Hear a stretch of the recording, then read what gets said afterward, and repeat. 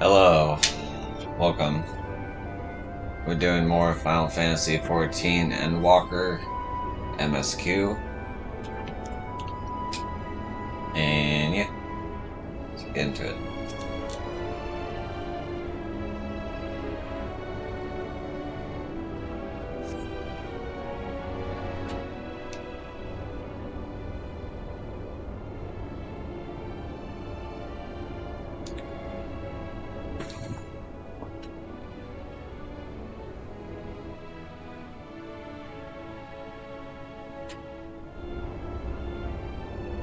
Urianger appears to be heading towards the entrance to Bestway's burrow.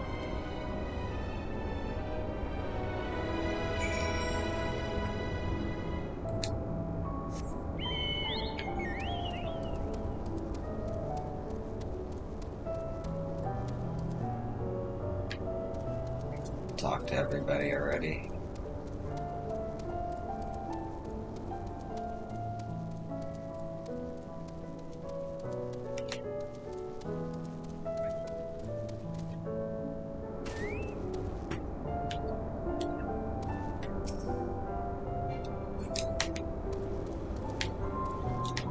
Does it not work?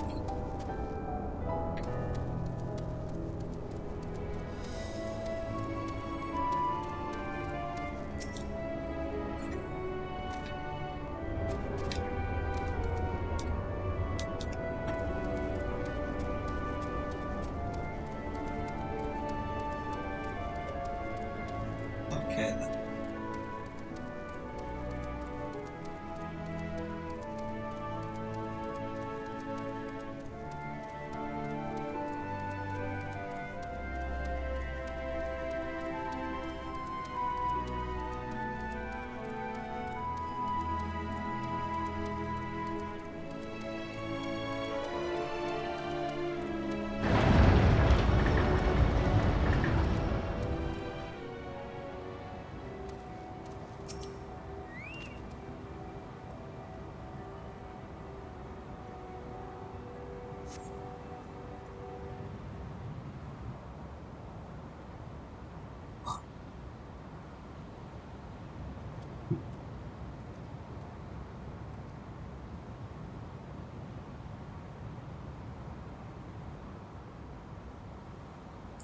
Urianger ventures off into Mary Lamentorium for reasons unknown. You must tread carefully, else he might sense your presence.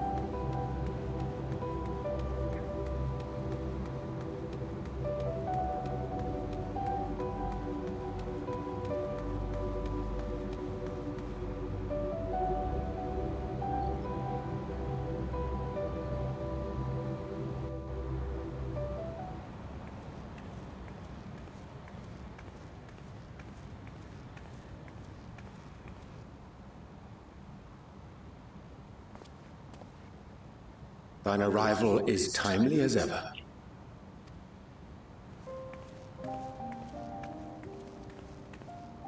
Thou didst chance to overhear my conversation with Livingway, I presume?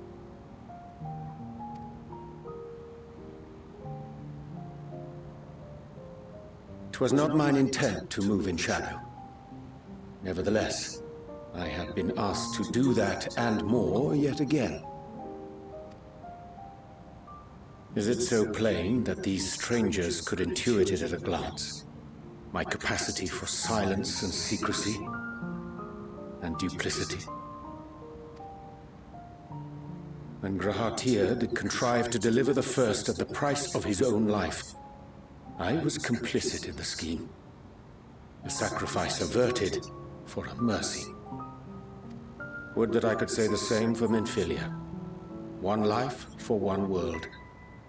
And by that bloody bargain, brokered by my hand, were the scions robbed of a dear comrade, and Flamine her beloved daughter.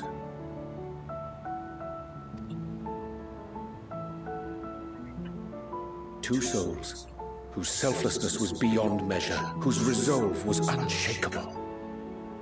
They would not be moved even had I thought to protest. But protest I did not. Far from it. I pushed them forward. No effort did I make to seek out alternatives, ones that would not demand such terrible costs. That resignation weigheth heavy on my mind, as does the memory of another lost to mine inaction. Dearest Moonbringer, who did face death unflinching, that we might secure a means to bring low the Ascians.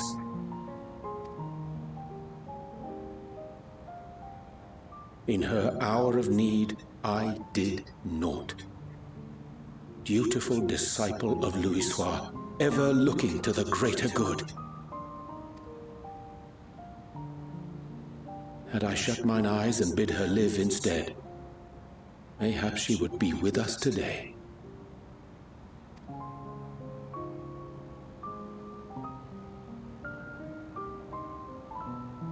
Selfish wants, born of everlasting regrets.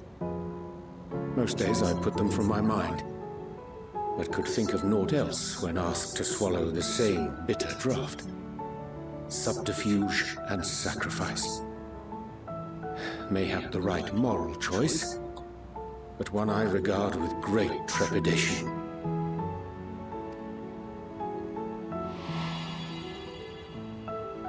The calamity of Amarot was a tragedy beyond reckoning, one which must never again come to pass.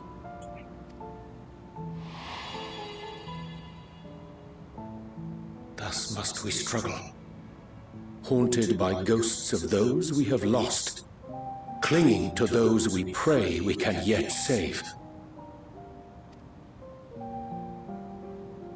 But what of those we cannot? How do we make peace with the dreadful algebra of necessity?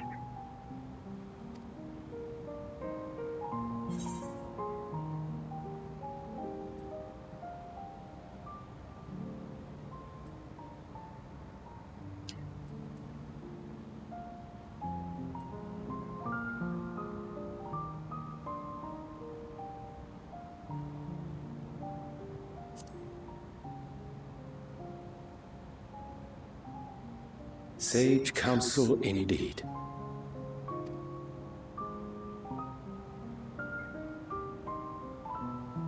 I see. Wisdom as befits a great worm. Curious that he should think thee in need of such encouragement. Strange. Scarcely can I remember when last we spoke alone, and so candidly.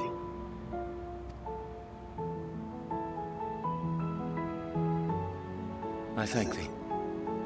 For all my supposed skill with words, I find it difficult to express such private thoughts. As for the Loporrit's proposition, I will take time and consider how to respond. 'Twould be to our mutual benefit if we could converse more openly with our aspiring caretakers. A concern I should be glad to address on the Scion's behalf. To dispense with all pretense and bare one's heart to another is a frightening thing indeed. But we cannot move forward ere we take that bold first step. A lesson I have learned many times before. And today.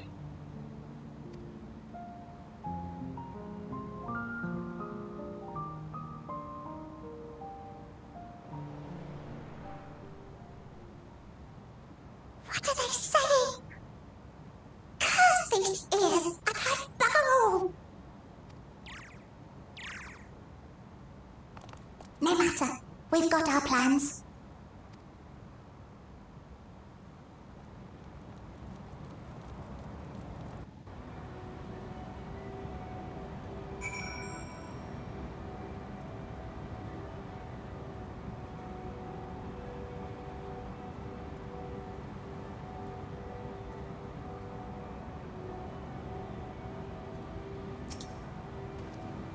In truth, my reason for traveling hither was to effect a plan of my own, a plan which may pave the way forward for us all. May, I say, for there is no guarantee of success. 'Tis the reason I set out alone. That failure, should it come, would be mine to bear alone. Yet thou standest before me with proffered hand and open heart. Would be remiss of me to refuse thy amity, and so I ask, wouldst thou join in mine endeavor?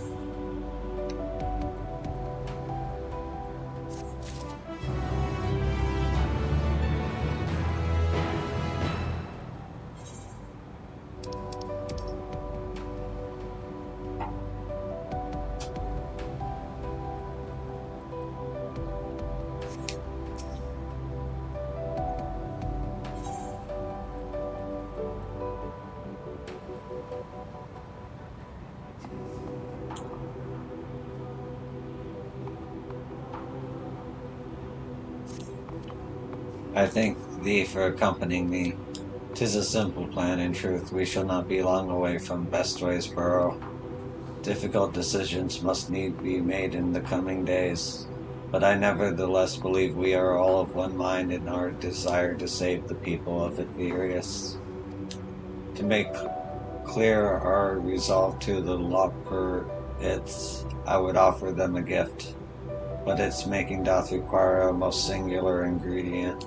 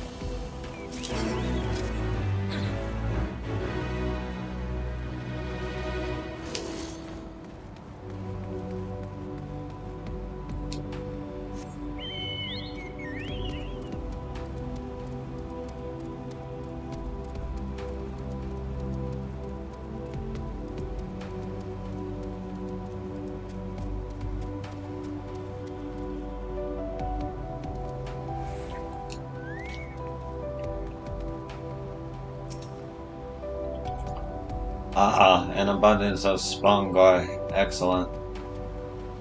I chanced to spy this aggregation when crossing Zodiac's erstwhile prison, using a spell taught to me by the new Mao.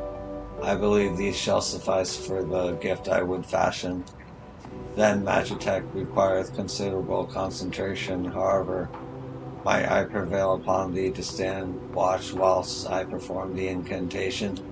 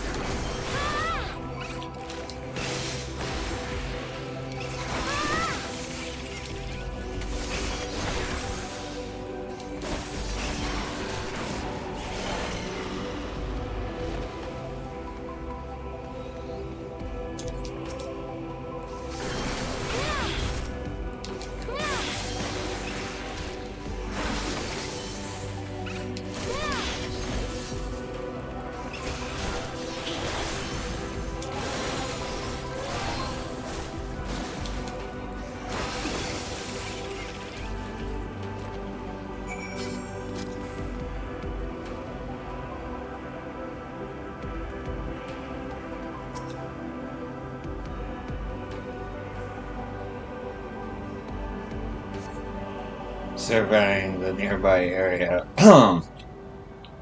you see no signs of potential threats. This would be a good opportunity to see how Urianger is faring.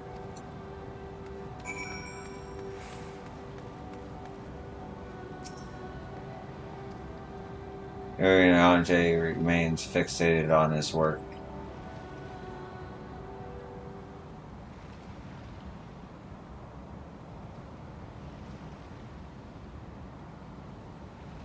There, 'tis done.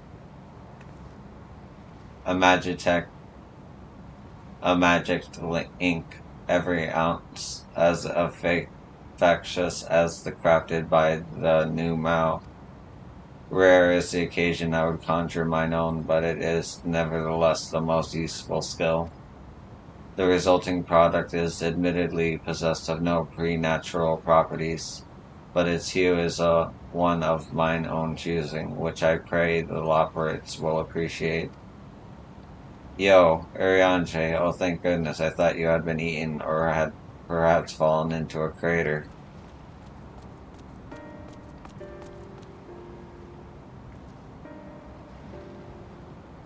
Yestola has been looking all over for you. Yo, she says she needs to speak with you about something most urgent, dire even. She was also quite clear that she wishes to speak with Yo alone, which means I'm afraid you must stay behind Urianger. But worry not, it just so happens we need your help with an errand, delivering a package from the Watcher's Palace to Bestway's Burrow. It's quite large and heavy, perhaps even too heavy for we poor Loperates, and we would be ever so grateful if you could lend us a hand.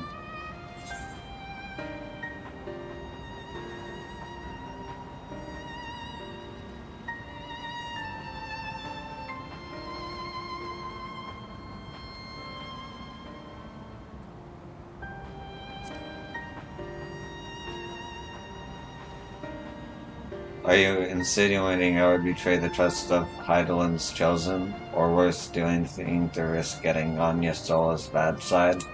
She's clearly not one to be crossed nor made to wait. Now off with you. Worry not, yo. I shan't be long.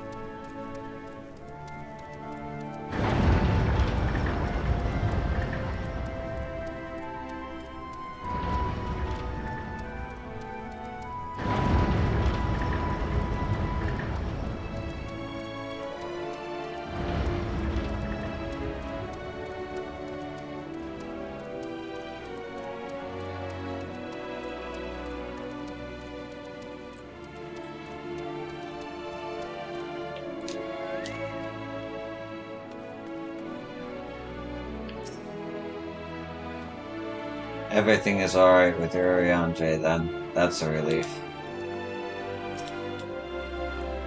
Oh, back so soon? Oh, yo, we thought you would be away for far longer.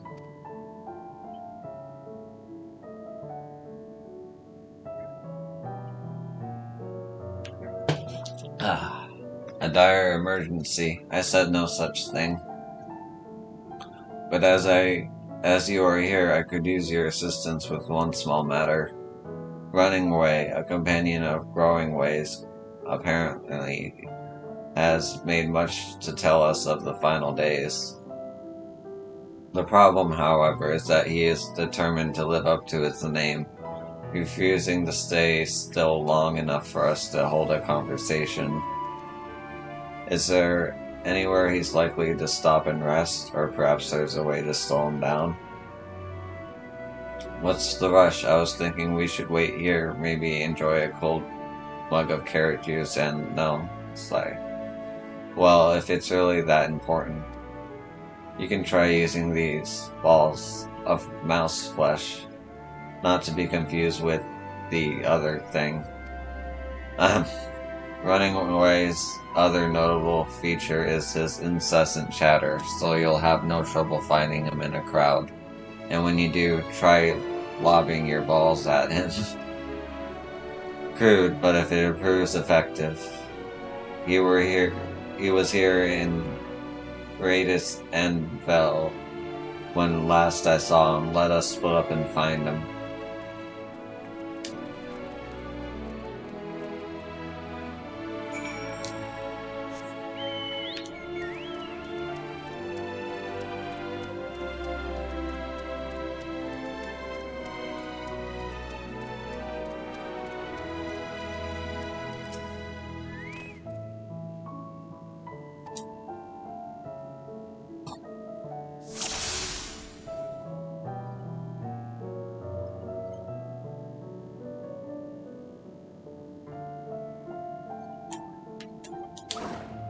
You motherfucker.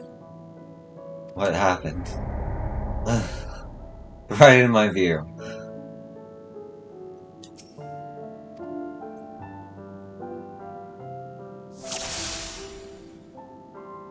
Get you, little bastard.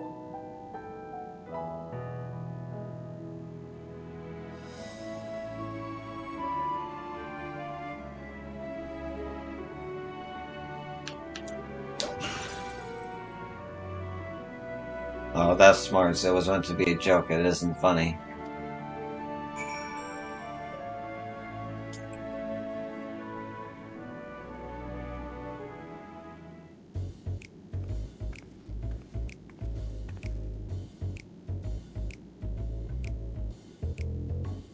Yes, I'm running away. Do you mind explaining why you hit me in the face with your balls? Or mouse flesh?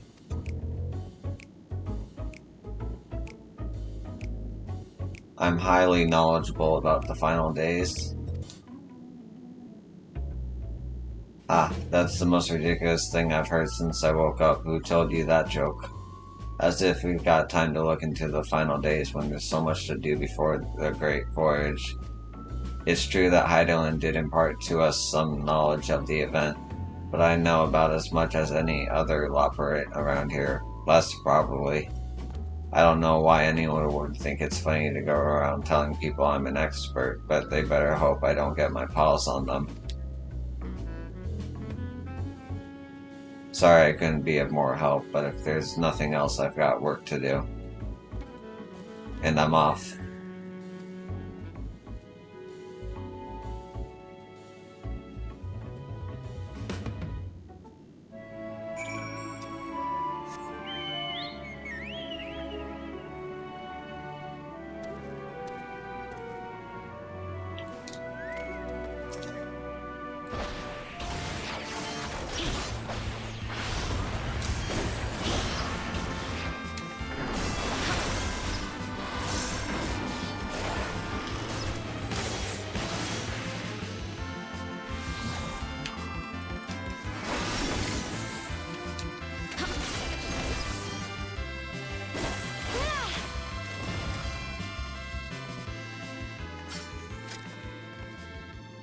Such a cool enemy design.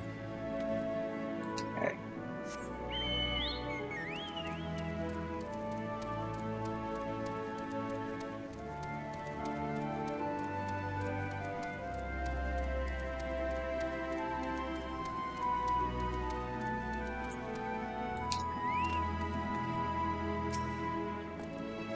Oh no, you caught him. I mean, well done, you. Any luck? I tried near the entrance, but there was no sign of him.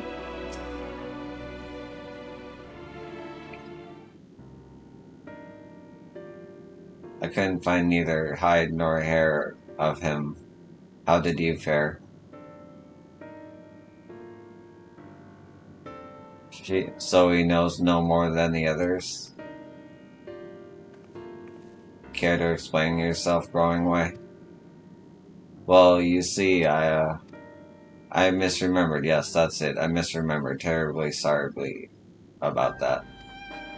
I'm afraid I'm drawing a blank, though. Try as I might, I can't remember who I was thinking of.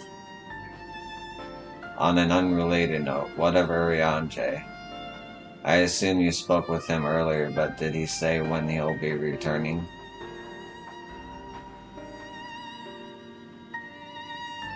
On his way to the Watcher's Palace with Livingway.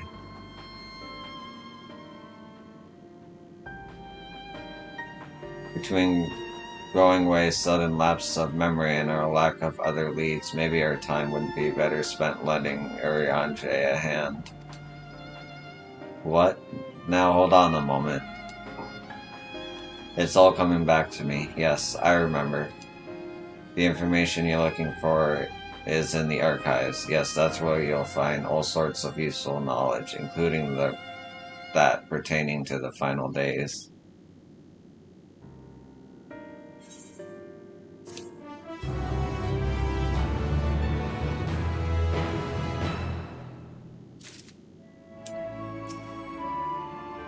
I'm beginning to grow tired of these games. If some scheme was afoot, surely Urianger would be the first to see through it. Then again, he does tend to give others the benefit of the doubt.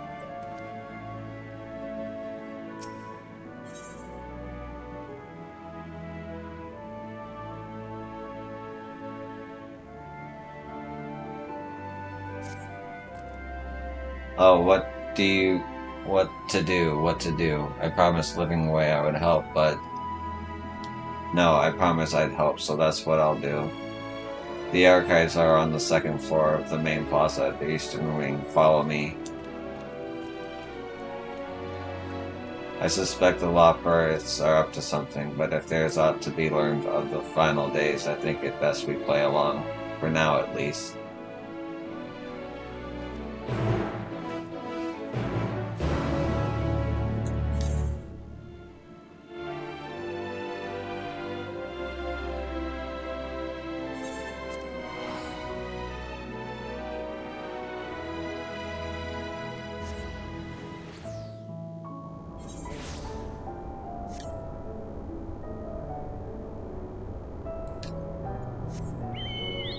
I should do the Aetherite quest, but I'm gonna do this quest first.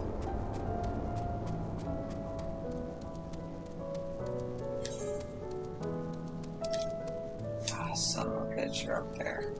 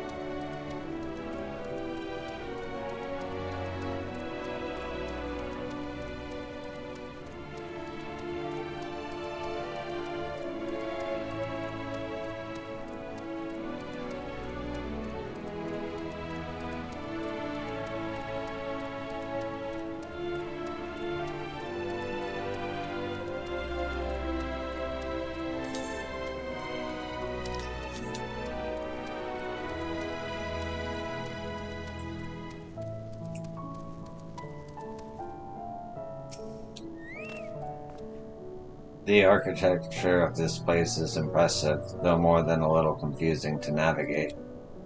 Is it too much to ask for clearly marked exits or a map, perhaps? What other knowledge do you suppose we could glean from their archives?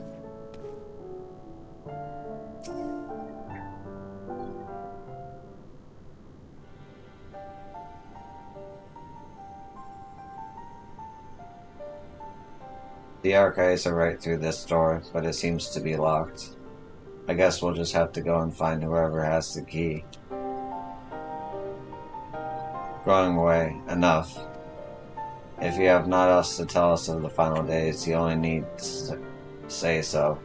We can ill afford to be wasting time here, as you well know. Did you yourself not tell us we must act quickly? Yes, we did, but the moon was to be a perfect paradise for the people of Aetheris, and we're running out of time to make everything ready for their arrival. We hoped you'd see the wonders we have to offer, but you found nothing but faults and flaws in our work. Only one of you saw our potential, so you others must be kept here. Ah, so that's why that's Living Way's game. Run us about in circles, and failing that, lock us away so we can't put the plan at risk. Everyone except Urianger. He understands what is at stake, what must be done. I fear you've misjudged us going away. Never have we decried the notion of using the moon as a means of escape. That said, my heart breaks at the thought of abandoning Aetheris and her reflections to their doom. If there's a way to avert the final days, I wish to find it. We all do. We may fail, but our efforts would never be at the expense of your plans. But why would you take the risk? There's no room for ifs and maybes now. The people of Aetheris will escape here to the moon. They'll be safe, and we'll finally get to see their happy, smiling faces. I'm sorry, but we can't let you leave. We just can't.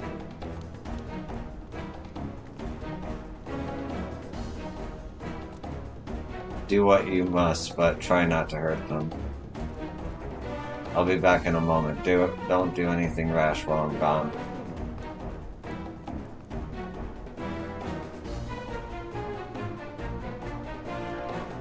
If we dally, they'll overwhelm us with sheer numbers. I say we knock these ones out, split up, and make our way to the exit. Agreed. Let us reconvene where Argos awaits outside.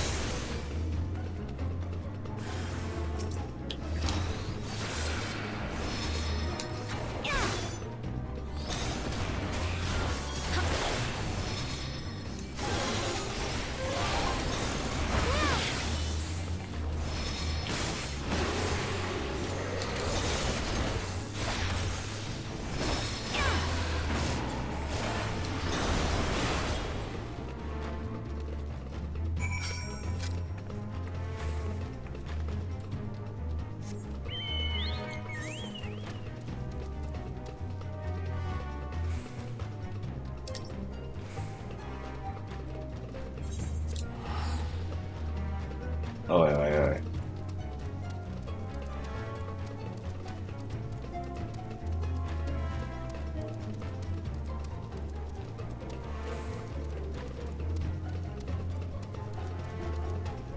entrance is at the top.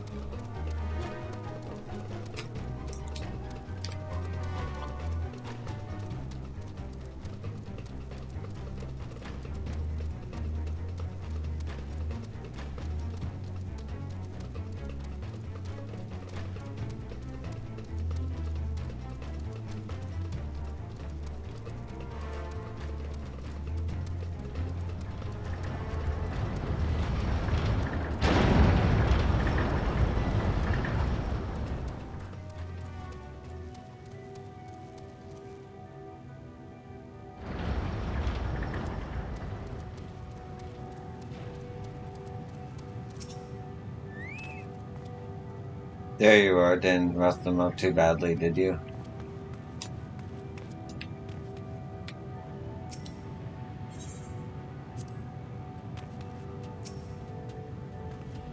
Good, you're here. You must hurry to the Watcher's Palace and find Urianger.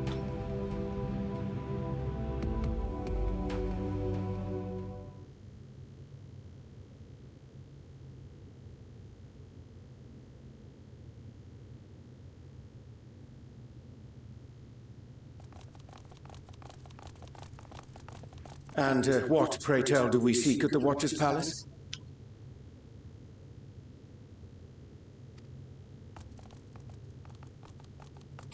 Oh, come off it, friend. You know full well why we're here. The time has come for you to return to Atheris and help your brethren prepare for their journey here and beyond. Forgive me, Living Way, but I cannot in good conscience proceed with this plan. Huh?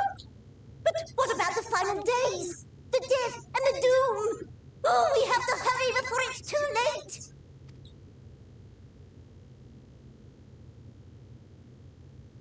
Your unflagging commitment to your duty is endearing, to say the least.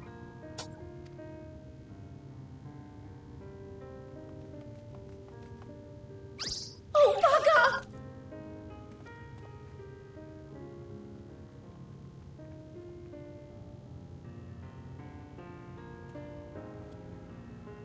Be at ease. They bear you no grudge, nor do I. How could we, having come to understand your purpose? For millennia, you and yours worked tirelessly towards the singular purpose of this heavenly vessel's construction. An arduous feat by any measure. 'Tis clear you have spared no effort. Why, your very names are a testament to your dedication.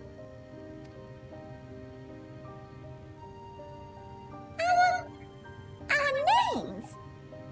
I'm not sure I understand what you're getting at. Names are an expression of the self, a declaration of one's hopes and aspirations.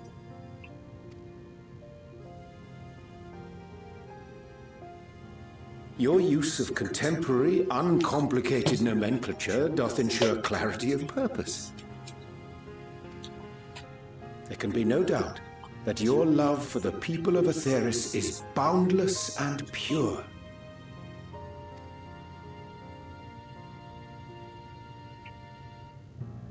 Yes! Yes! A most mellifluous phrasing! We Loporins were born of Hydalen's love for Atheris. That shining, shimmering blue jewel, brightest star in the sky, brimming with life and possibilities. For as long as I can remember, I've toiled in anticipation of the day when this vessel might be needed. All I've ever wanted was to meet those she cherished so dearly, to serve and serve well. That goes for all of us, don't you see? So help us help them. Lead them here where we can keep them safe. If there's anything wrong with what we've built, we'll fix it. We'll make it right.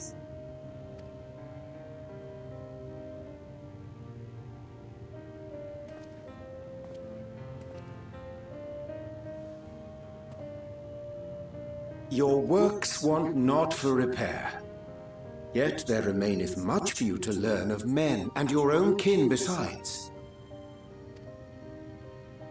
Singing Way, thy name bespeaketh more than the simple marriage of rhythm and rhyme. The songs of Aetheris are beyond counting, and span the length and breadth of emotion. Maps are monuments to man's pioneering spirit and his devotion to charting the furthest reaches of our star. Many have devoted their lifetimes to exploratory pursuits, to venture unto the highest mountains and the deepest oceans in search of unknown frontiers. And thou, my friend, I do not think we've met. My name is Puddingway. Puddingway? Yes, indeed. A name of deep and abiding significance, I'm sure. But one perhaps better communicated through delicious deeds than tasteless words. A judicious application of fey magics at a later juncture may be appropriate.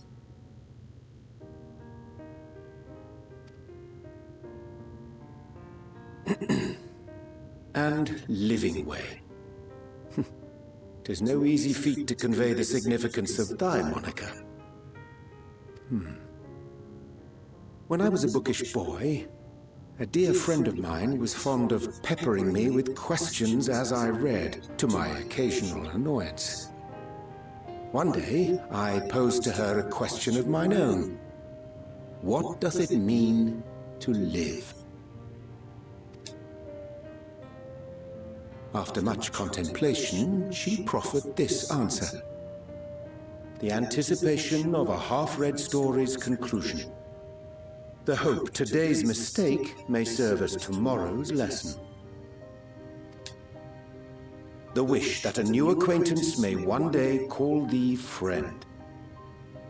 She believed it to be all these moments and more.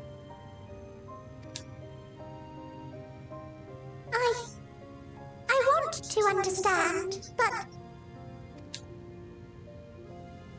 I, too, still labor to find mine own answer. 'Twould be my pleasure to assist you and yours in embarking on a journey of self-discovery and enlightenment.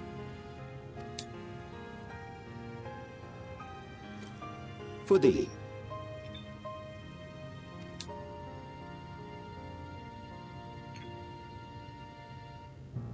Ink as blue as the waters of Aetheris. Made in haste, though I assure thee, the quality has not suffered for it.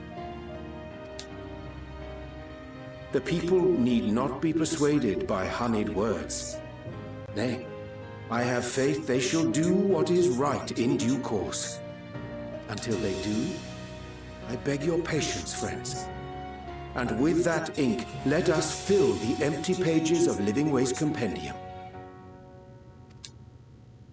An open exchange of ideas will surely afford you all a better understanding of modern man, and with it, ideas for improvements and renovations. But more importantly, it shall empower us to together find a way forward.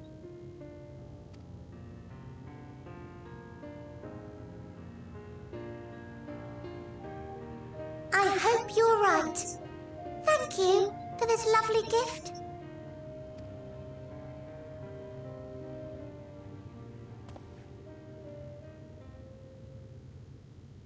There you have it. I shall remain with the Loporrits to ensure that all is in order. Though we must needs prepare for every eventuality, you would all agree that the evacuation of our star is a last resort. To accept failure is to accept the demise not only of our star, but that of Reen's, of all reflections, and the souls that call them home. Which is why I have every faith that you shall fight to the last, that such drastic measures may prove unnecessary. Should the worst come to the worst, and I pray deeply that it won't, I'll take comfort in knowing preparations were made under your watchful eye. Aye. Thou mayest be assured that if calamity cometh, not a soul will be left behind. If being the operative term.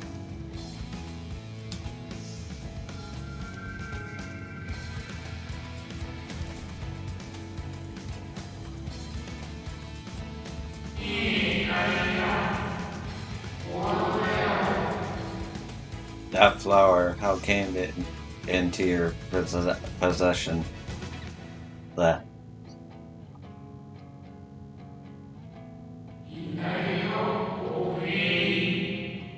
How very like her.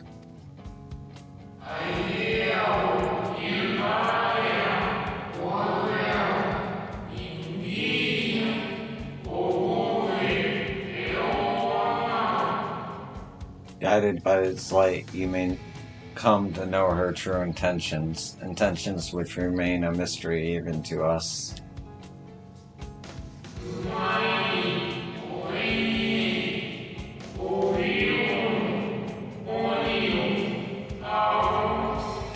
In our time, we called it Elpis. You would do well to remember the name.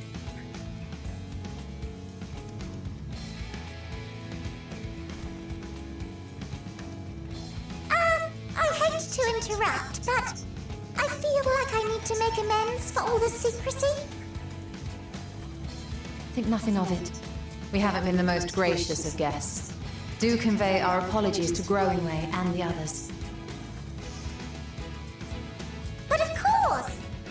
And when next we welcome more guests from Aetheris, we'll have learned to be much more hospitable hosts. Oh, and circling back to the matter of inappropriate secrecy, we ought to discuss our benefactors. Agreed. The Charlean Forum, yes?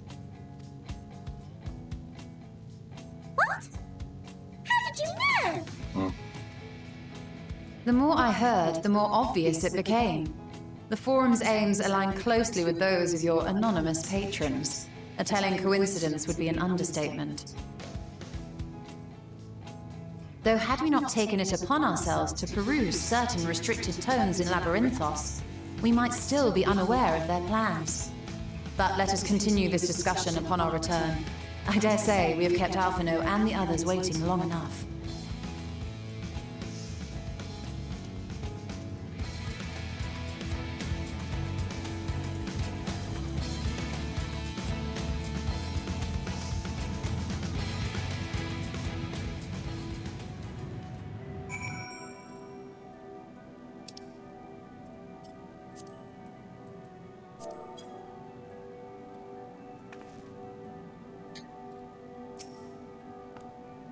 There is little I can do to help stop the final days, but should you need to know of star traversal, look no further.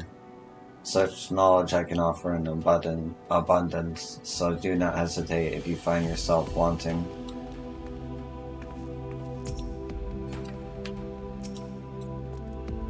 The others will be so happy to hear Urianger is going to stay and teach us all about Aetheris. We'll have to be careful not to get too distracted by his lessons. There's still maintenance to carry out after all. Nice to meet you. Name's Puddingway. Sorry again for all the trouble. We promise we'll do better. Honest. Well, that was rather embarrassing, wasn't it? At least we're on the same page now. People and Aetheris. We'll save both, or at least give it a good try.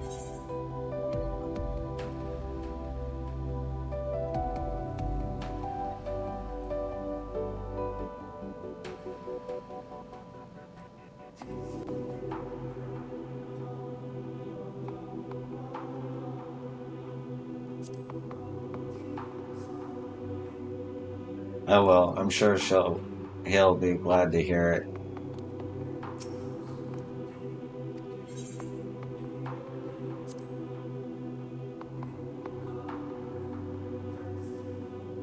Oh, we'll be all ears, and you know we can be.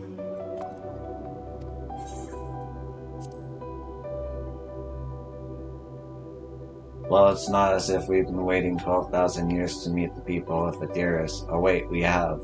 But that's neither here nor there. Under Irianjade's tutelage, we'll strive to become more hospitable hosts and see that the moon is fully equipped to meet the needs of its potential passengers.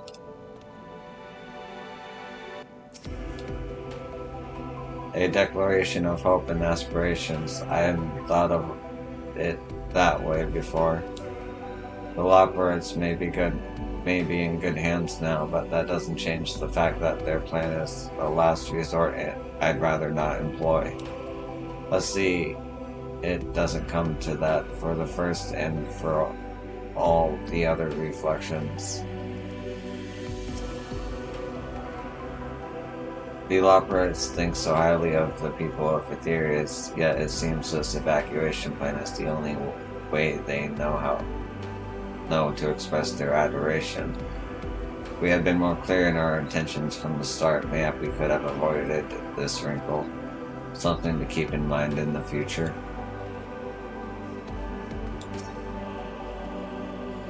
I chanced to spy you crossing the chasm and feared something was amiss.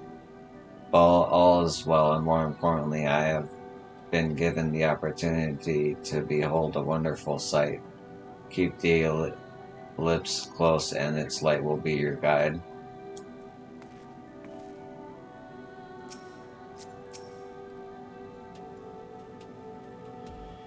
Twas a relief to see Livingway was pleased with my gift of ink. To serve and serve well. Though their knowledge may be lacking, their boundless love is a blessing without peer. It will be no easy task to prepare them for what needs to be done, but gladly do I embrace this duty, even if it doth necessitate that we part ways for a time. Forgive me my absence, but I have the utmost faith in you. And all our fellow scions, when next I return to Aetherus, I pray I find you all in good health and good spirits.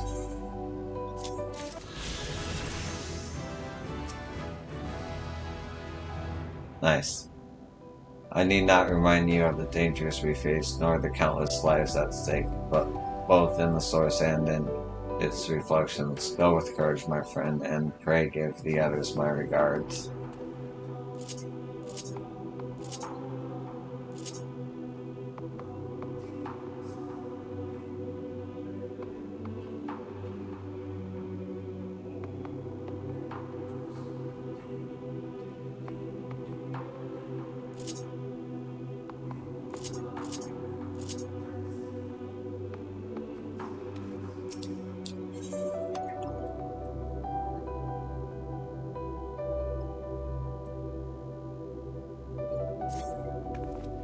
With the Loperites in Urianje's capable hands, we needn't worry about affairs here in our absence. Knowing now the face of their earthly collaborators, there's much to discuss with Alphinaud and the others. Let us return to the Tower of Babel. Our battle for the star will soon begin in earnest, and we must be prepared.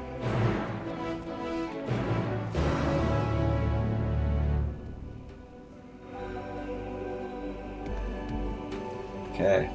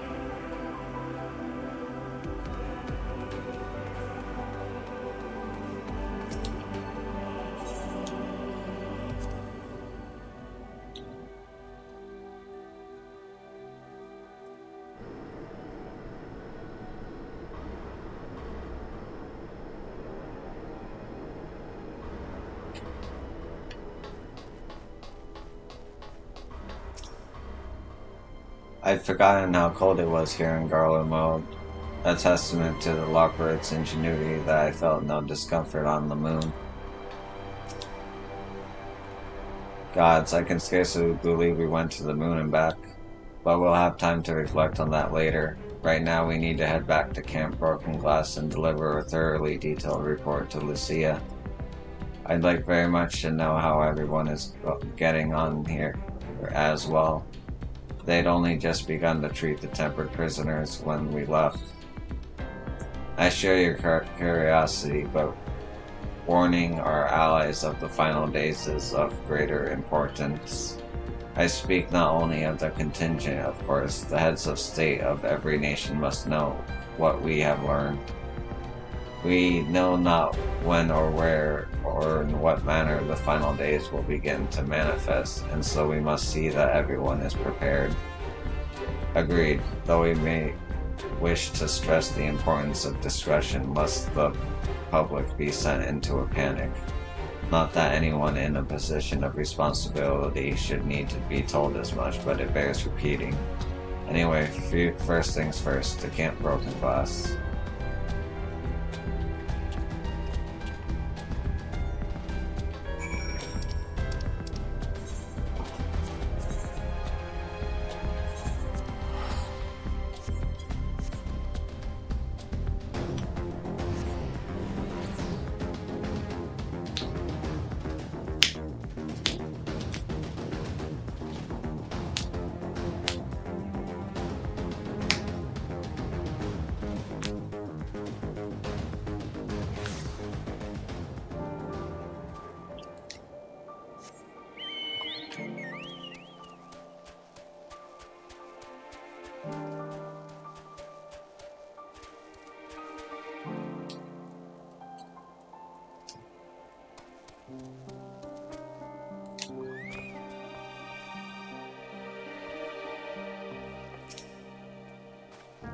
Yo, at last you are returned.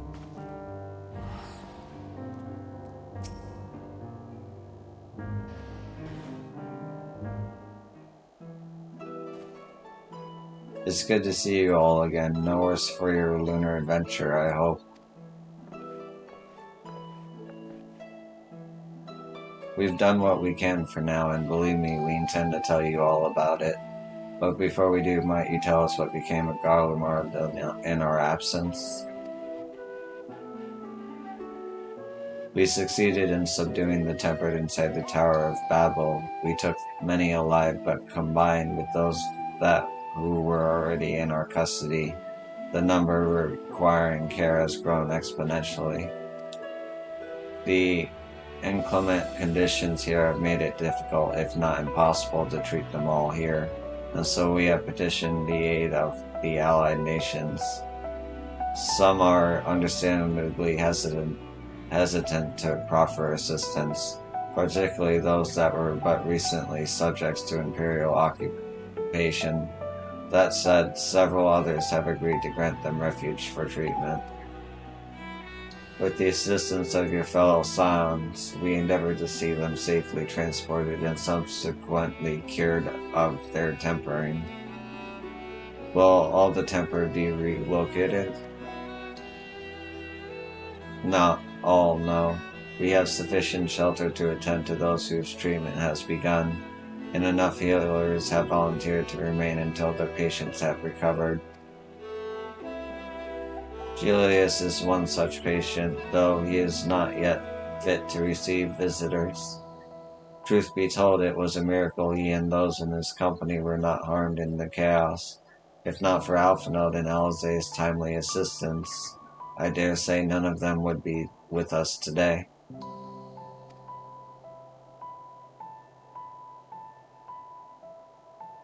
In light of recent developments, have the Alliance leaders come to any decisions regarding Garlemald? Given the tremendous ramifications of what has happened here, it will take time to determine what must be done. In the meantime, they intend to work with the Eastern Alliance to keep a close watch over the provinces. We have other news to share. Shortly after Anima was defeated, we received reports that each and every tower has vanished. For our mercy, the process was apparently not quite as violent as that you experienced in Thavnar. Those who were trapped within them have been rescued and are receiving treatment. To hasten this endeavor, the beast tribes have received instruction in the magics needed to cure tempering. That's cool. Master Matoya is no doubt thrilled. The Mother Proxy affords her so many visitors. Yes, we are grateful for her ongoing efforts, as well as those of our comrades near and far. As for the contingent, several of our members have been granted leave to return to their homelands after the transfer of Tempered has been completed. Lucia and I will remain, along with a small force, to continue offering aid to those here in Garlemald. The Emperor may be no more, but there are yet those who call these lands home. I believe that accounts for recent events here, so what of the moon and the Telepore?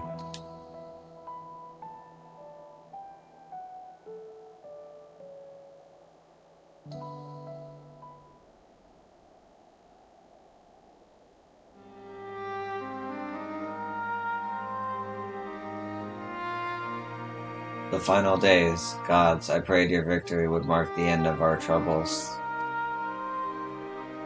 There is still much we do not know, but the Alliance leaders must be told.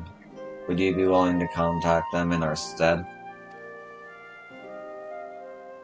Yes, of course, I will send word forthwith. We will also release your fellow Scions from their present duties, that they may return to Charlian. Your energies are better spent finding a means to avert the coming apocalypse. Speaking of your fellow Scions, you will be happy to hear that Mistress Kryl, though still on the mend, has been moved to Balston, annexed and given into Tatu's care. Thank you. I look forward to seeing them both upon our return. Let us be on our way then. Oh, one last thing, if I may. After you confront with Zodiac, you said Xenos took his leave, and in all likelihood, he has returned here to Garlemald. I have a mind to dispatch scouts to try to ascertain his whereabouts, but first wish to ask you if you believe there is merit to doing so.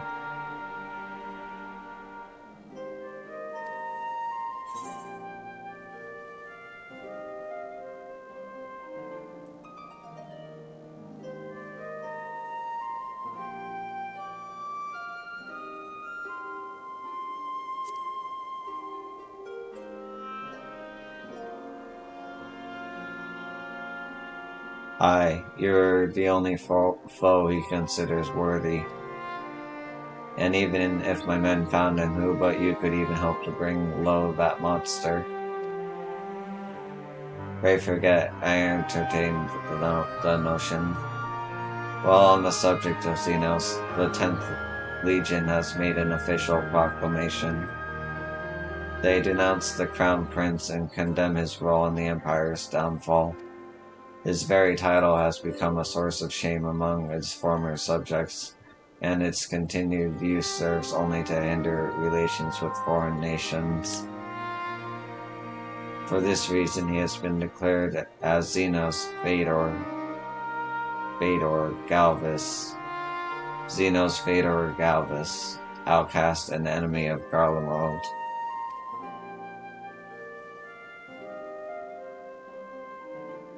Van Daniel is no more, and now his own people turn against him.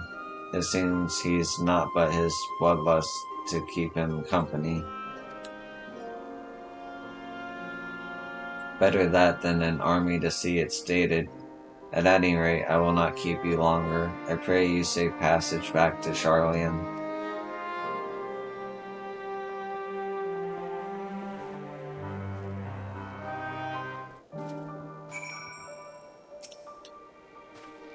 Once our countrymen have recovered, it falls to me to tell them what's become of Xenos and the Empire. I realize there is no kindness in withholding the truth, but it will wound them. Your findings will be relayed by the Alliance leaders word for word, and should we spy anything out of the ordinary here in Garlemald, all shall be informed at once.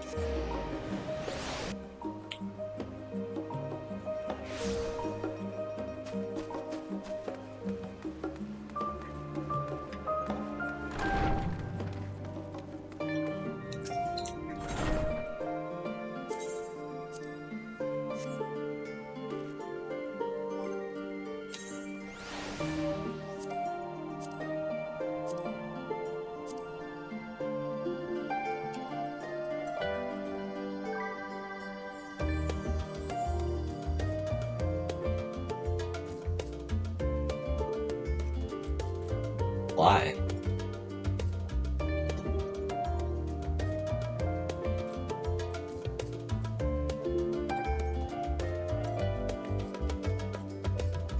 Oh wait, is that what I'm using? No, it isn't. It must be used for something though. Alright.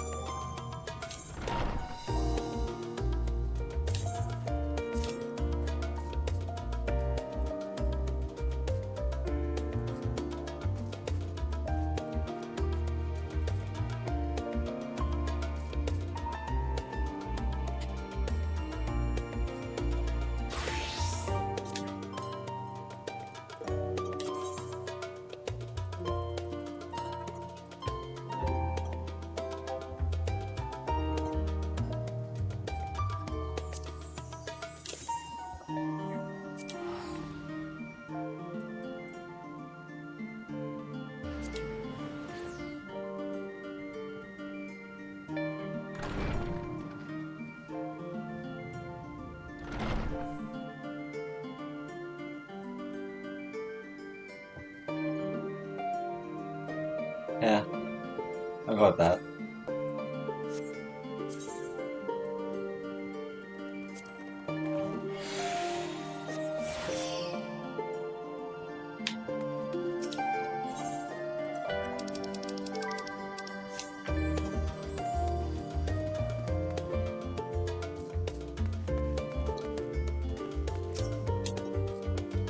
Oh, it's good to see you, and you're free from Chillabins, I take it. You'll be pleased to know everything's been kept in order since you've been away. I even brought a few useful knickknacks with me from back home.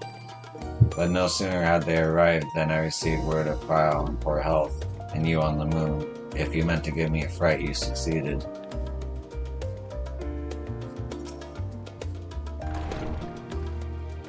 Welcome back, yo. We were so terribly worried about you. Though it's plain I have caused my own fair share of worry, and for that I apologize. Idolin called to me that day when you entered the Tower of Babel. Her pleas were faint but desperate, and I knew at once she required a vessel to carry out her will. What came after feels like a dream barely remembered, my body flowing through the light stream toward Garlemald. When I regained consciousness, I was all aches and frostbite, exhausted of ether, so exhausted in fact, I could only laugh, for it was in that moment I understood Raha's wariness for the Tower of Zot. Would that I could laugh at a time like this. Though we prevented Zodiac from being unleashed upon the world, I am curious to know what else took place there on the moon.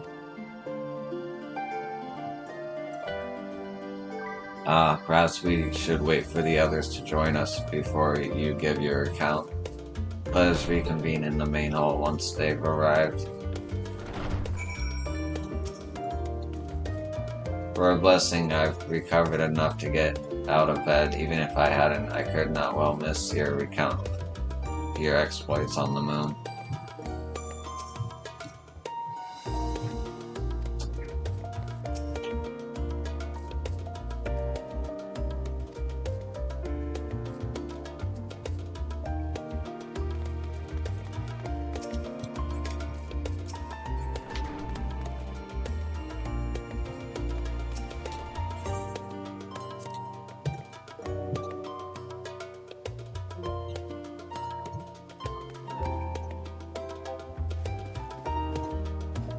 Okay, and with that, I'm gonna take a little break.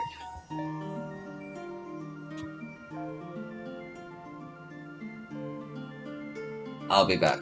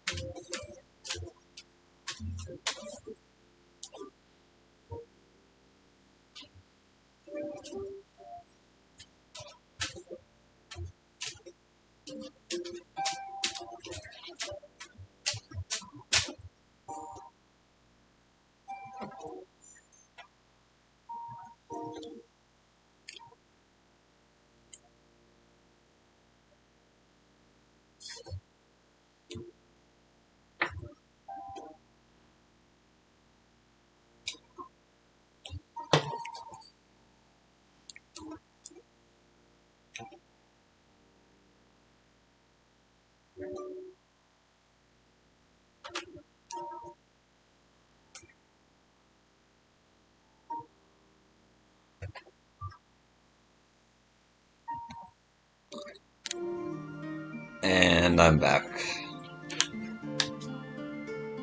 Okay.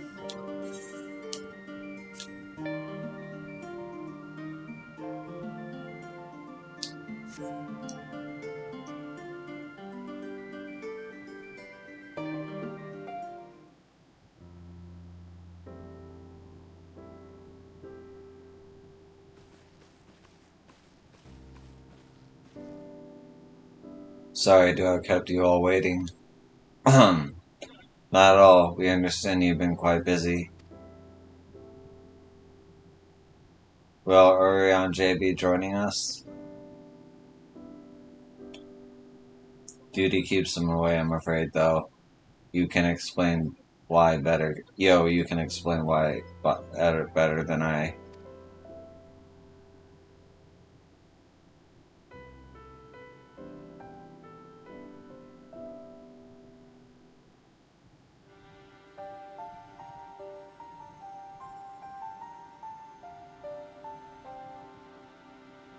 The final days, as befell Amarat. And we are to escape via the moon? What of the source and its reflections? I have no intention of standing by while the world falls to ruin. So how do we stop this? Unfortunately, we have no answers at present. If these celestial currents have grown stagnant, as was the case in the time of Amarat, the solution would be to alter the flow of ether throughout the entirety of the star. The ancients accomplished this by summoning zodiacs, sacrificing half the star's population and doing. But it should go without saying that such a sacrifice cannot be repeated, which leaves us with the daunting task of identifying the underlying catalyst for the final days, a feat with which even the Amorites could not accomplish. Unfortunately, we found no clues in Mare Lamentorium. There is still much we do not know about the catastrophe itself, let alone what may have caused it. The final days were marked by the corruption of the Amoritians' creation magics, but we command no such power, which invites the question, what havoc is in store for us? If we knew that much, perhaps we could draw some parallel with the events of the past, and thereby form some semblance of a plan. Perhaps we should start with the Forum, then. Having worked with the Loporits in secret all this time, there is surely more they can tell us. Forgive the interruption, but I've urgent news. The Forum is holding a public assembly in the plaza outside, some sort of announcement. What is Father up to now? There's only one way to find out.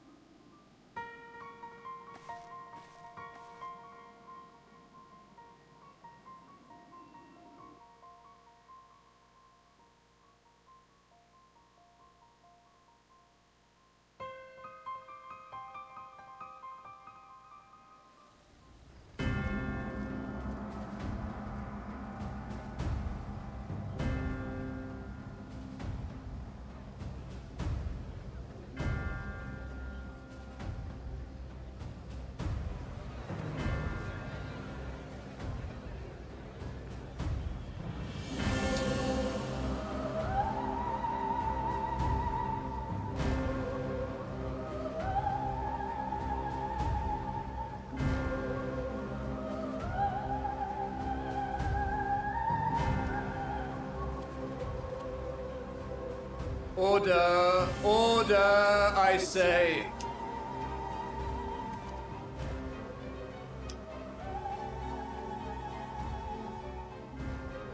I thank you all for gathering here on such short notice.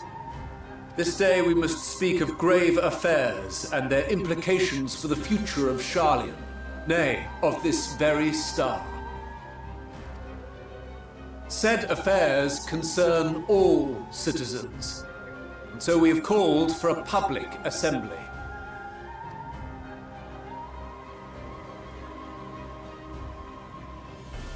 You may have heard rumors of the Talophoroi and the havoc these madmen wreak abroad. Under normal circumstances, we would pay little heed to petty disturbances outside our borders. The final days, however, are another matter altogether.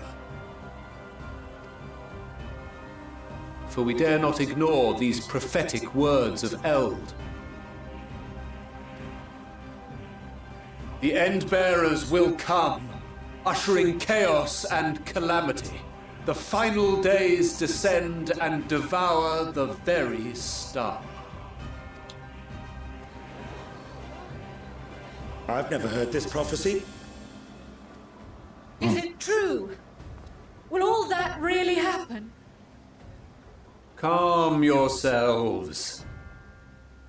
The time has come to speak of the Forum's most sacred duties. But first...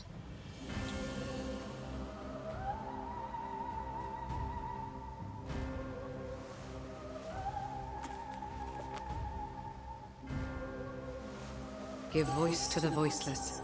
Let bindings be unbound. By unanimous decree, I declare the enchantment broken.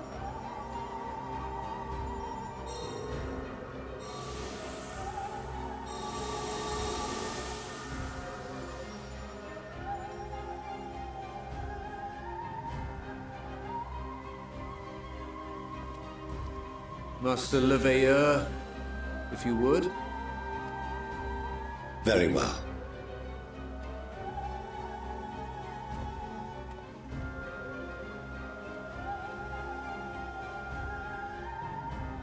"270 years ago, our forebears began an expedition in the Dravanian hinterlands, in search of a route to access the ethereal sea.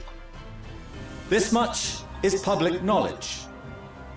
Their findings, however, would become the Forum's most closely guarded secret.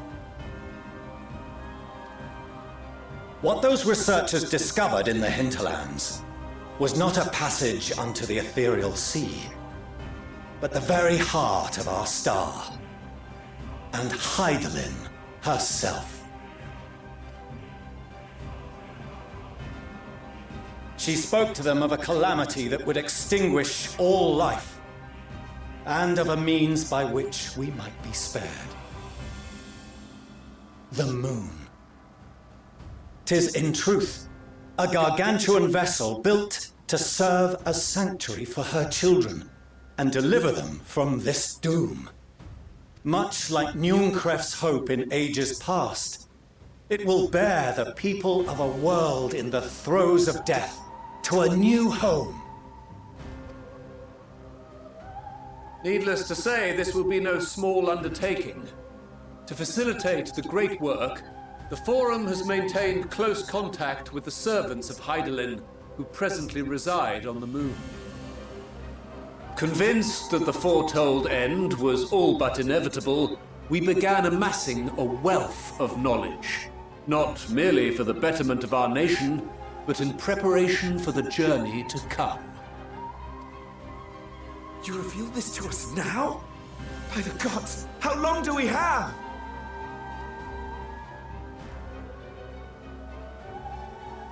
While we cannot say with certainty, we believe the hour to be nigh. We received a transmission from the moon suggesting as much not long ago. Which is why we must in earnest begin preparations for the great exodus. For his impressive contributions and the leadership he demonstrated during our withdrawal from Dravania, we have elected Master Leveilleur to oversee this initiative.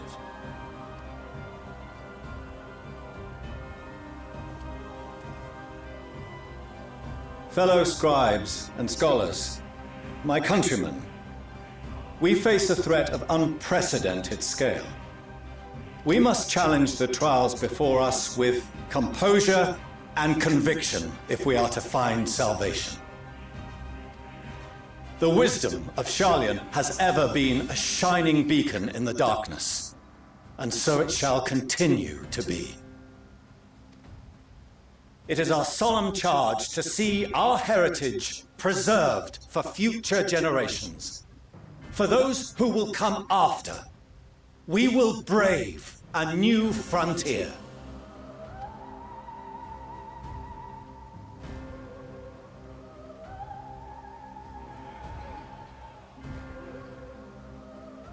Administrative edicts will be relayed to all major institutions ere long. In the meantime, carry on with your duties.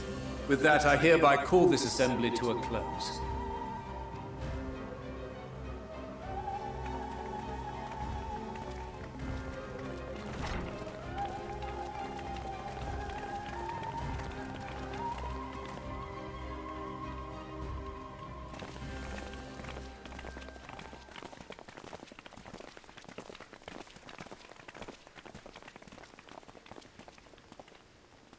Do you remember what Mother told us when we visited home? That it wasn't until after we were born that Father seemed to lose himself in his work. If that great work of his was the evacuation of this star, then... Yes. It wasn't for his benefit.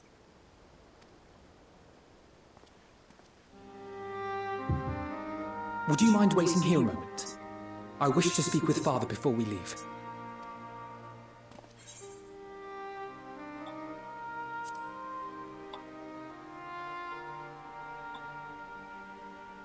Thank you. I shan't be long.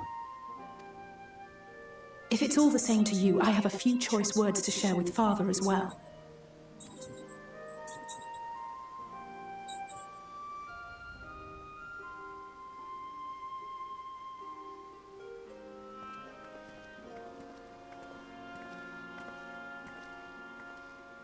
So, come to call us cowards and bid us join your fruitless battle against the inevitable. Nay, we do not object to the Forum's proposal. On the contrary, those who wish to flee have every right to do so. Urianger is cooperating with your associates on the moon to ensure that all is ready should evacuation be our only recourse. Then whatever your business, I suggest you be brief. Though we cannot boast the boundless wisdom of Charlian, we have first-hand knowledge of foreign cultures and have conversed with no small number of peoples. These experiences have taught us fundamental truths that cannot be recorded in any tome nor charted on any map. The beating heart of this planet is its people, many of whom would give anything, even their lives, to protect the lands they love. Many may choose to join you in the end. But what of those unwilling or unable, for whom escape will never be an option? What would you have them do? To ignore the plight of those one might conceivably save is not wisdom, Father. It is indolence. This is why we choose to fight. We'll not ask for your understanding, Father. Only that you don't turn a blind eye to the good we have done, that we can still do. We're not children in need of protection. Hold fast to your principles and let the world burn if it please. But we believe there is still another way. And if there is, we will find it. You see if we don't.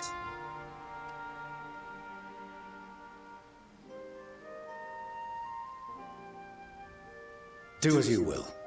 Just stay out of our way.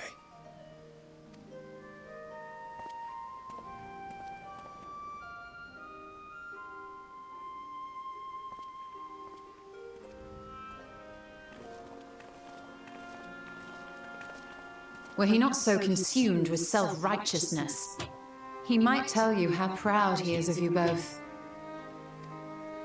Bold words call for bold action. And there'll be no turning to your father should plans go awry. As if I ever would.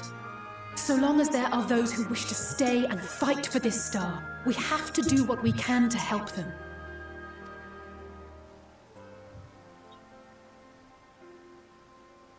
And if we're to do that, we'll need to be well rested. Wouldn't you agree? And having triumphed over what we once thought to be the source of all evil, I can think of no one in greater need of at least a dozen winks.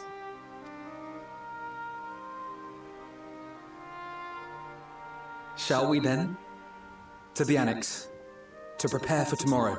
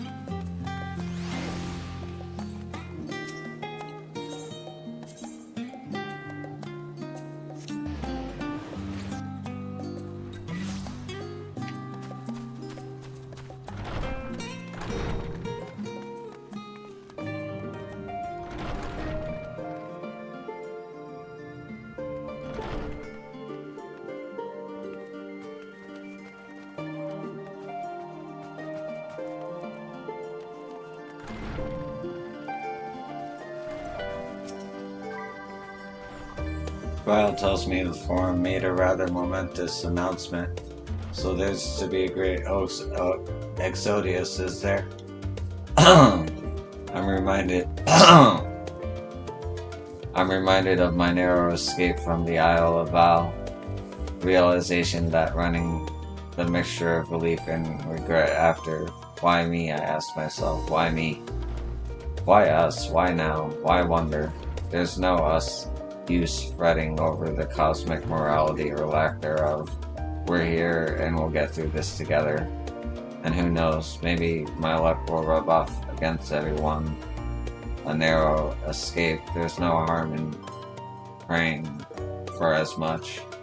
Oh, but enough of my rambling. I'm sure you're exhausted. Your chamber awaits.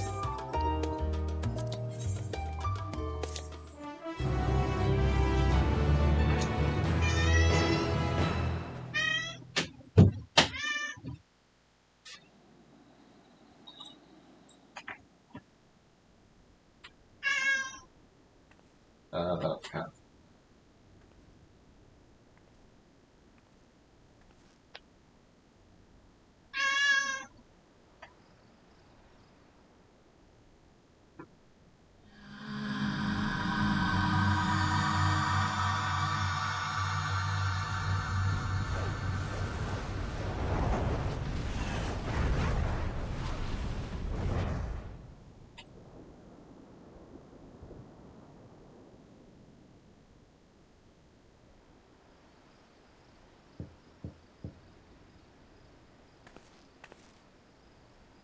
The visitor has come and knocking on your door. Whoever could it be? Oh, do I get to choose?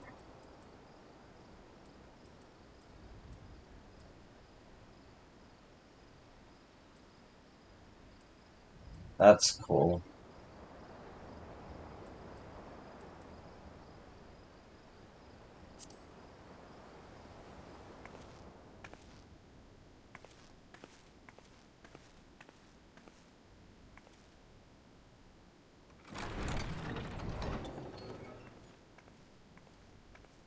You're still awake. Good. Might I trouble you to stand still for a moment?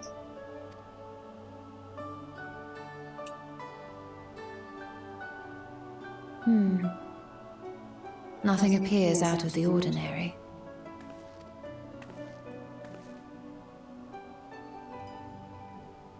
A precautionary measure. You will recall that serving as a vessel for abundant light in the First very nearly ended poorly. In your recent battle on the moon, you were almost certainly exposed to similar, if not greater, forces. Fortunately, from what I can see, you and your ether are none the worse for wear.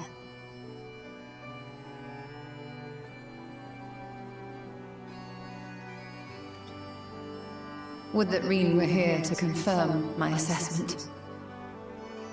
To think you actually found yourself in a direct confrontation with Zodiac. As if Xenos gallivanting about in your body was not misfortune enough. Did you so grossly offend every single deity in a past life that they saw fit to place a curse upon your soul?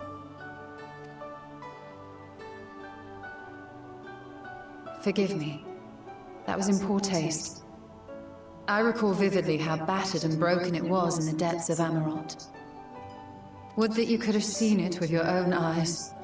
Mayhap then you would understand why the greater part of me is glad you did not. It was a horror beyond description. Promise me you will be careful, that you will seek my counsel if you feel unwell.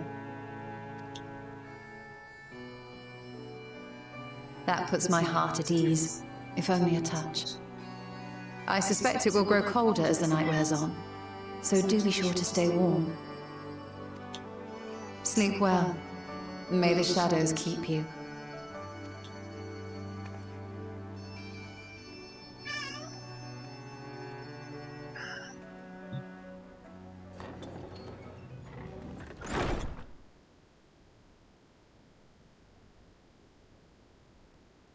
That's a nice little visit.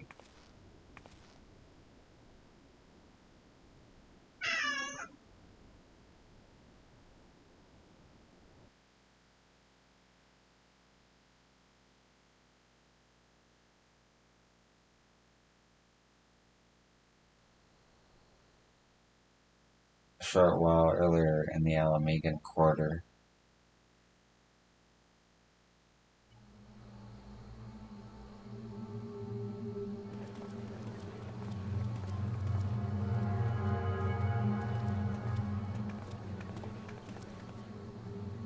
Thank the gods that tower is gone. The sight of it was enough to make me sick. Thank the Ilsebar contingent, more like. Word is, they fought their way into Garlemald and toppled the bloody thing themselves. Not just the one, neither. All the towers have up and vanished. I heard the same. Commander Aldin and his troops helped keep casualties to a minimum, too.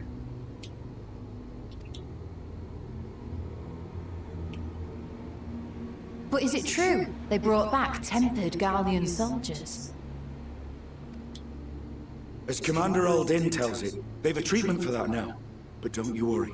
Cured or not, they've no plans to bring them into the city proper. I see.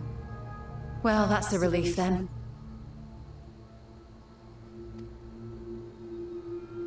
I know we've brothers and sisters among the lot, but I can't say I'm eager to welcome them home.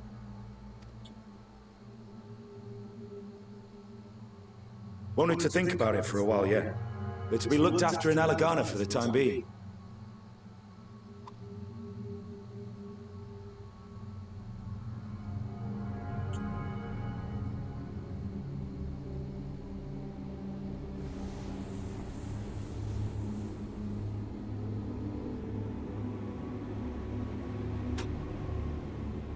Who are you?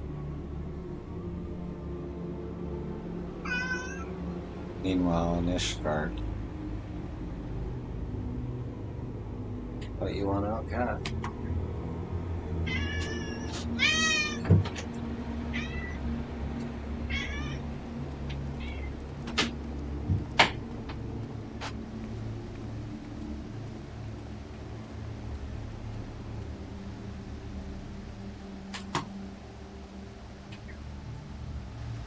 Another day, another commission of paramount importance. Well, what have we here?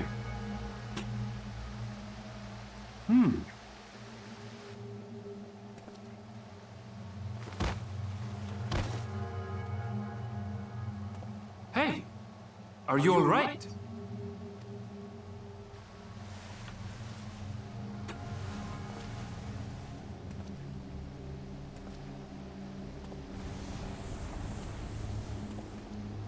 Was that? No. The shadows play tricks, nothing more.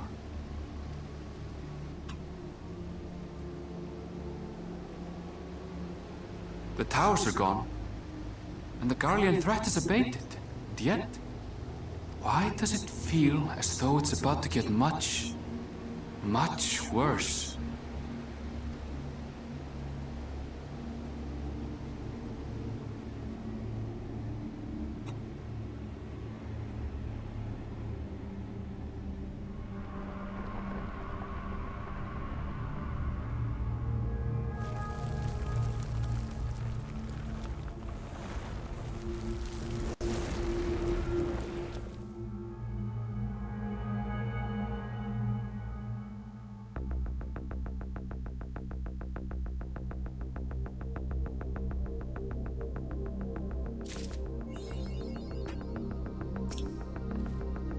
Welcome back, yeah, ready for now.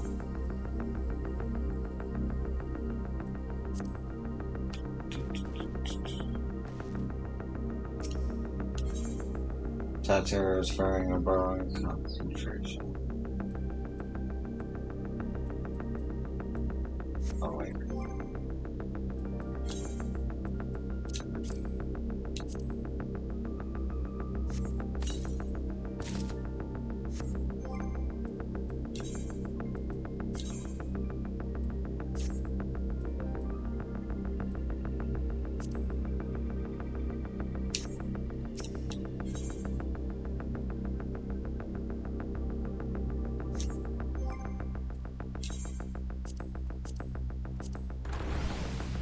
Oh.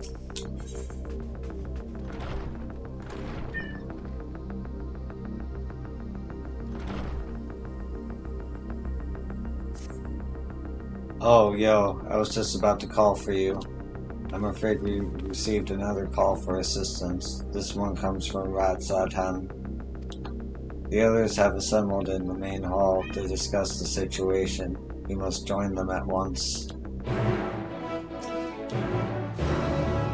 I heard all about the final days from Cryle, but I had no idea we'd feel the impact of it this soon.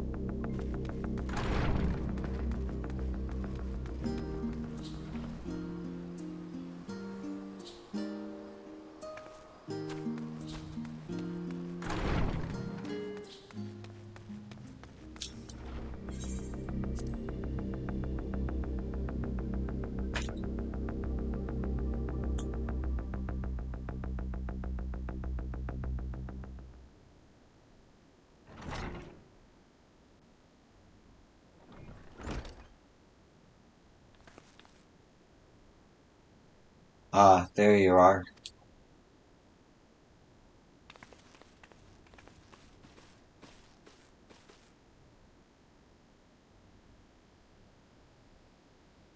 Our worst fears have come to pass, but moments ago we received grim tidings from our contact at Ratat-san. Foul beasts have appeared as if out of nowhere, claiming one victim after the next. What's more, they say the very sky burns above them.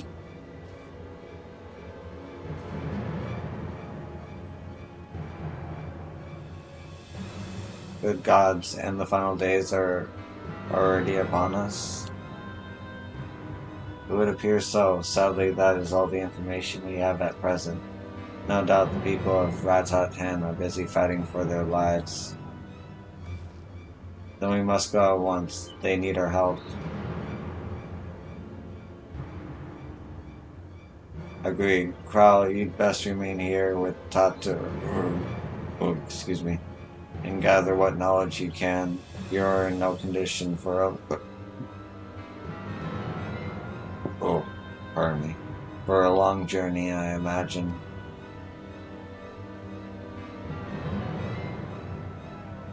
Very well.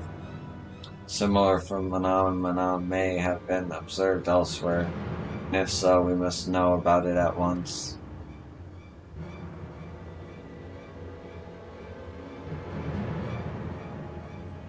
Be safe out there, yes? Let us make first for Yeldemeld. We must prepare ourselves for what may lie ahead.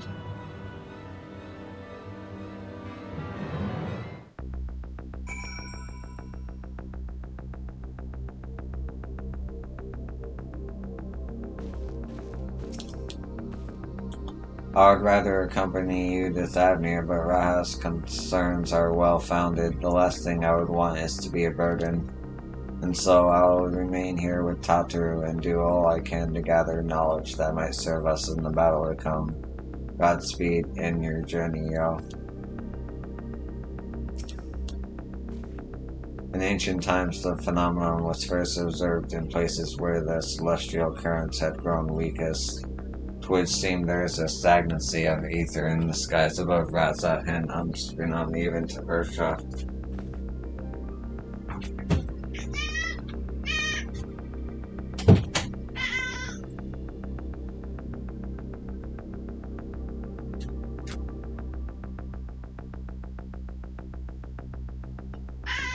Oh no.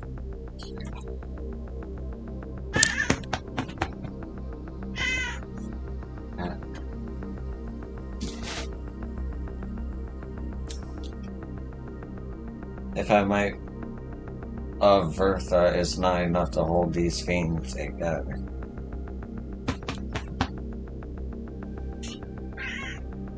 Come on. Come on, cat.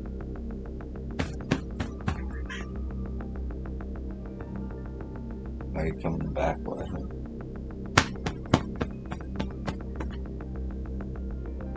If the right emerge Vertra is not enough to hold these fiends at bay, Ratzat is in dire straits indeed. We must go at once. If this calamity has indeed come to Thavnir, it is all too likely that Corvos across the strait finds itself in a similar predicament. Even now it remains an imperial province, and as such it may be some time until we can ascertain the situation there. We can only hope that Kryle and Tatur will be able to provide us with some insight sooner rather than later. I'm glad for Kryle's support. I'll call upon Horay Boulder and the others to assist us. They will be our eyes and ears.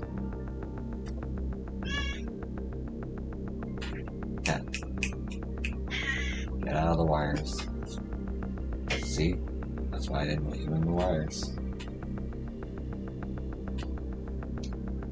I'm glad of Kyle's support upon Horay Boulder and the others to assist us. They will be our eyes as many times before. No similar creatures have been sighted here in Sharlayan. That said, the early signs may manifest in other regions ere long. We must be prepared for every eventuality. With the fall of the tower in Thavnir, the Hanish were beginning to enjoy a semblance of peace, and now this. We do not wield the creation magics that the ancients did, yet still these abominations appear, whatever could be the cause.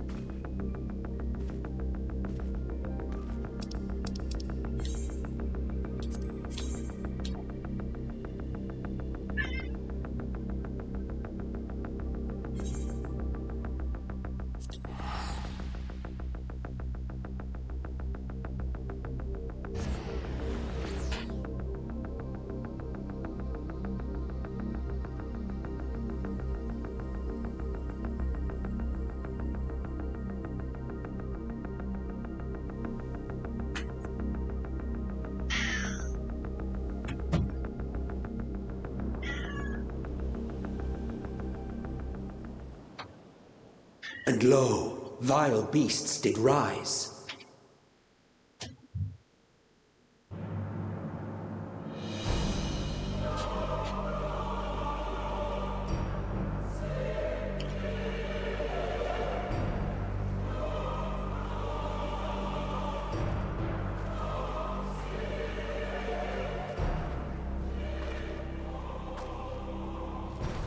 Leaving naught in their wake but blood and ash.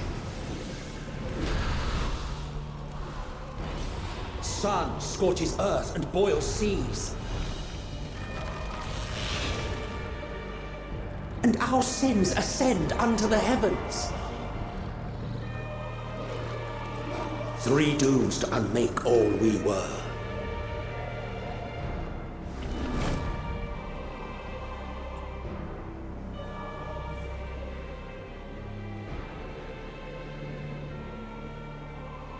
The sky burns.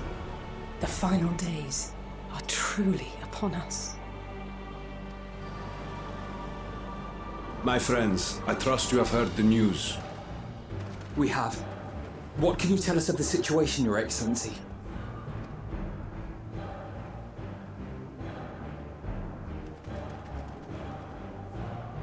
Last night, the isle was rocked by tremors, and the earth itself cried out.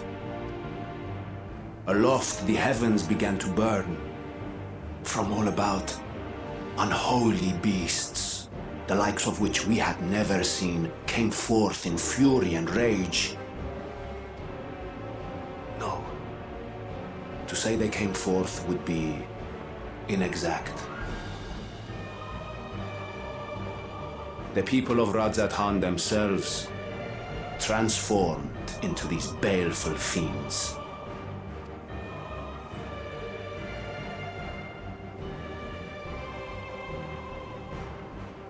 Though the phenomenon was observed throughout our lands, the first creature, the largest and most dreadful of the lot, wrought havoc upon us here in our fair city. Though they bear superficial resemblance to divinities of legend, they are ungodly abominations. The people decry them as blasphemies. The large one's rampage has since taken it to the northern reaches of the island. I mean to dispatch our radiant host in an attempt to quell the threat. And what of Vritra? Vitra too makes for the north of his own accord, and yet he knows the blasphemy and its minions were but yesterday his beloved people. I pray his boundless compassion and mercy does not deter him from taking unenviable but necessary action.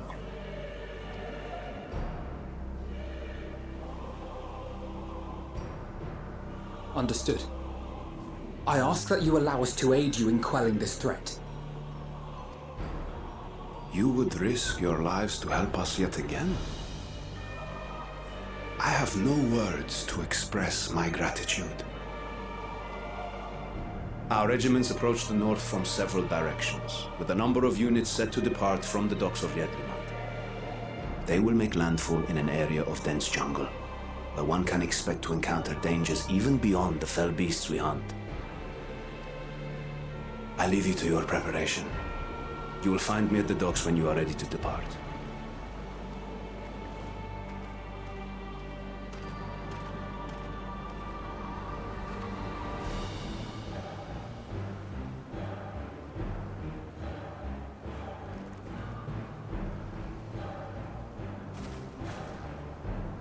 We're as prepared as we'll ever be.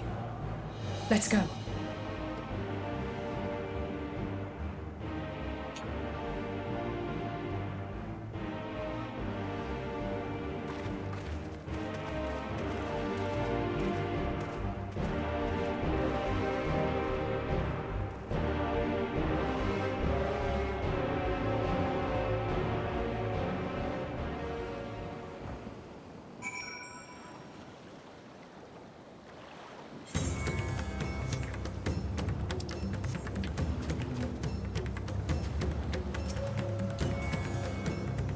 So the beasts are not born of creation magics run amok, but are rather the altered forms of the people themselves.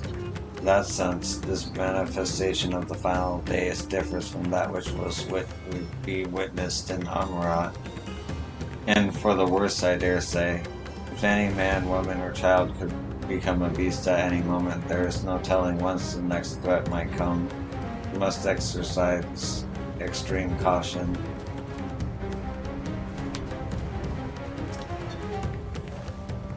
Don't worry, no matter how grim things might get, I won't lose heart. I'm ready whenever you need me. If it's true that the people themselves have transformed into beasts, why even the Radiant Host could suffer the same fate. Oh, us, or perish the thought. I shall survey the environs closely as we go about our search. There may be some clue as to how we can combat this phenomenon. Usually the most dangerous foe in the worm's domain is the worms themselves. If I were Vitra, I would be as offended as I am horrified. Innocent souls twisted and reformed into unholy abominations. I thought I had seen the last of such nightmares with the Sin Eaters. We must act quickly, yo. Every moment we tarry means another soul may be lost to this nightmare.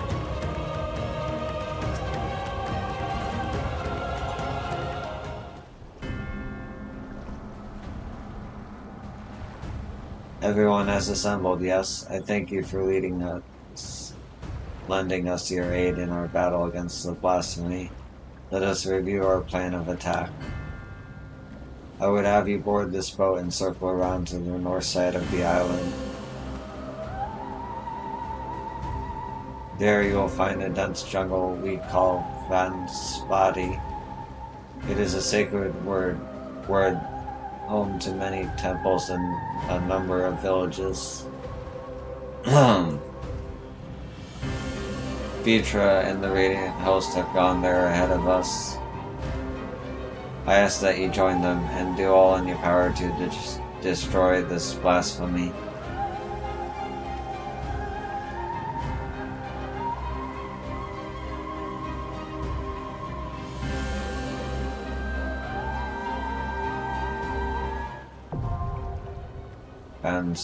Spotty. Now available.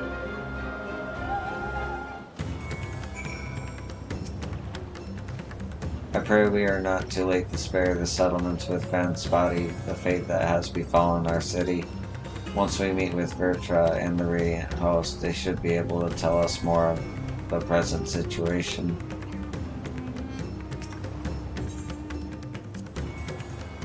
Innocent souls twisted and reformed into unholy abominations. I thought I had seen the last of such nightmares with the Sin Eaters.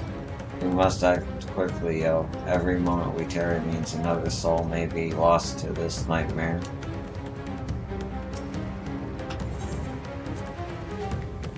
So the beasts are not born of creation magics run amok, but are rather the altered forms of the people themselves.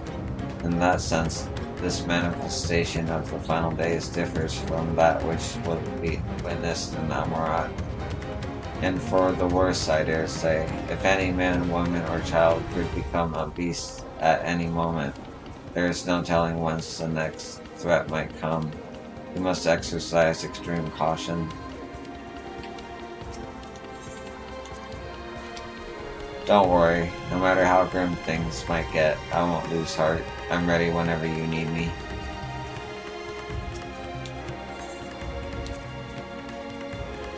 If it's true that the people themselves have transformed into beasts, why even the Radiant Host? Oh. Is this the same dialogue?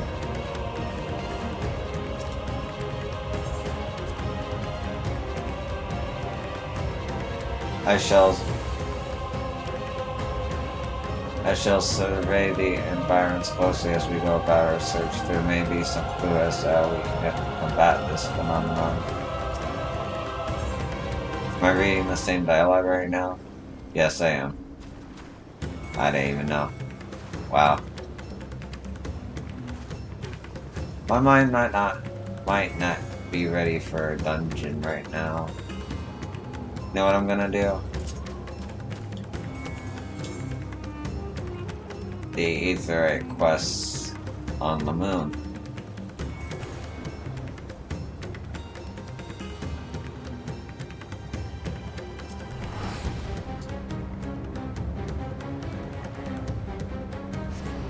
Because that's what I feel like doing. Kind of a whiplash in pacing, but there you go. Plus, I love being here.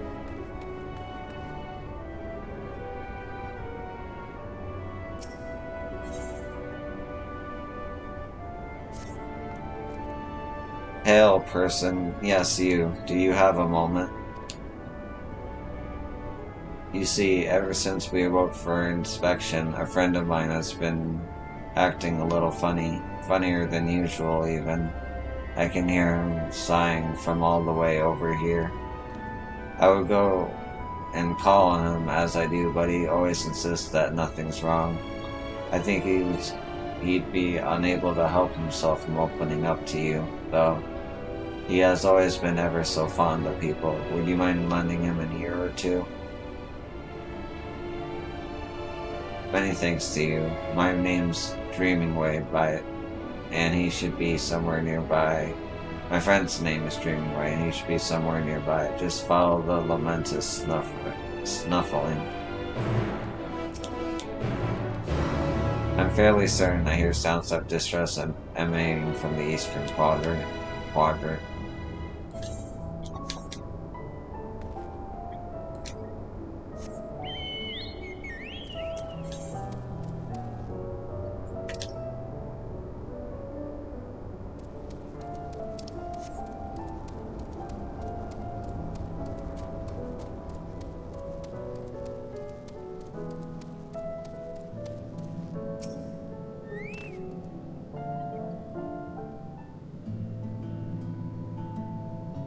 Stay focused, Dreamingway. Sure, you're no working way, but... Oh my. You're not a Laporte. Am I dreaming? Is the day finally here? Am I truly talking with a visitor from Aetheris? Whatever can I help you with, kind madame?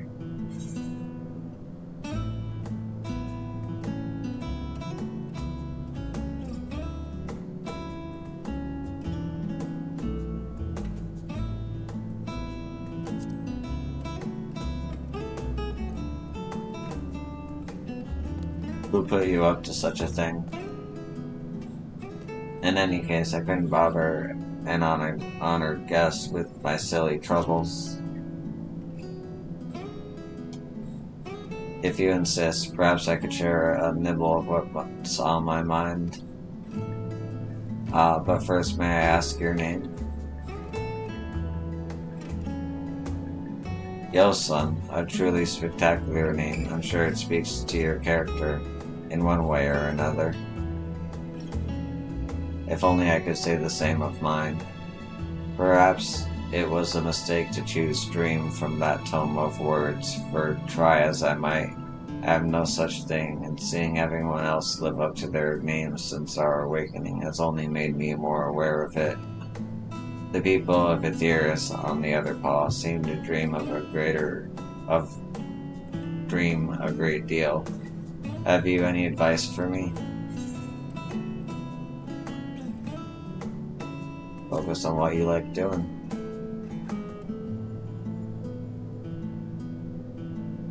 But that's the problem. I haven't the foggiest idea what that would be.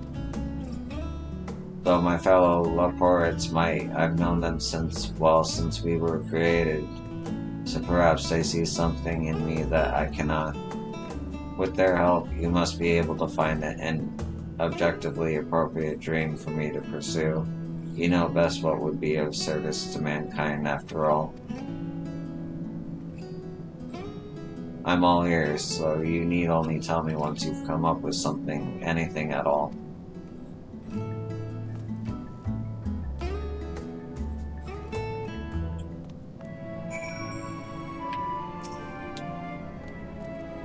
I hope the others have something to say about me.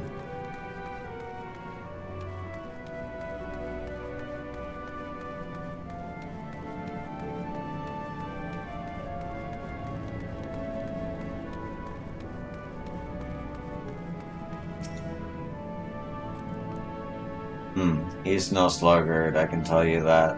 Always happy to lend a paw when there's work to be done.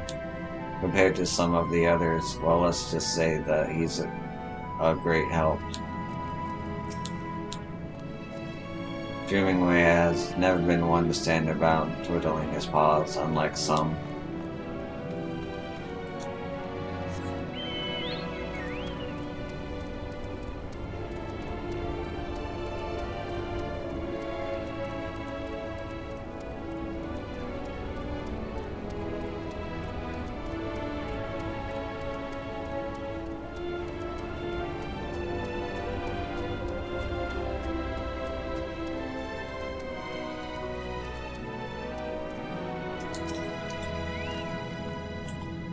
Dreamingway, he can do anything he sets his mind to. He doesn't complain about getting his paws dirty either. That said, I'm not sure I can think of anything he's particularly gifted at. I doubt there's anything he can't do, really.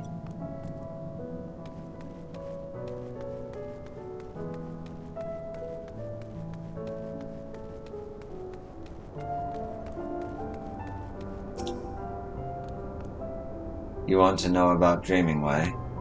I can't say I know him terribly well. He's always rushing off on a new task just as soon as he finishes the old one. I've always thought of him a good sort, though. Dreamingway is always there when I need him, and always rushing off to the next thing that catches his eye when I don't.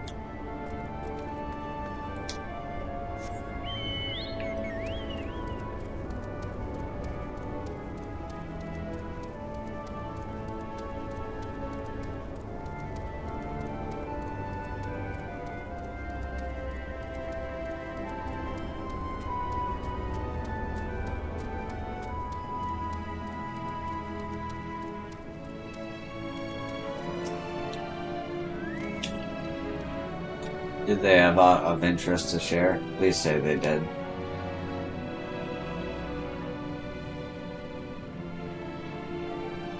That's more or less what I expected, I suppose. Nice enough, but in no way gifted.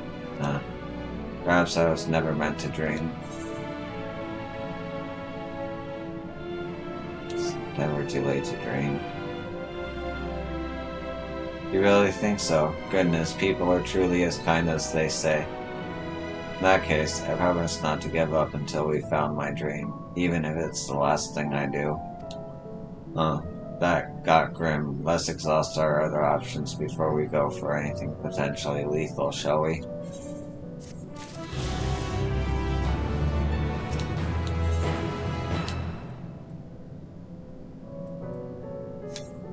Well, maybe one day I'll come back. I am nearing the end well, am I? I don't know how far I am.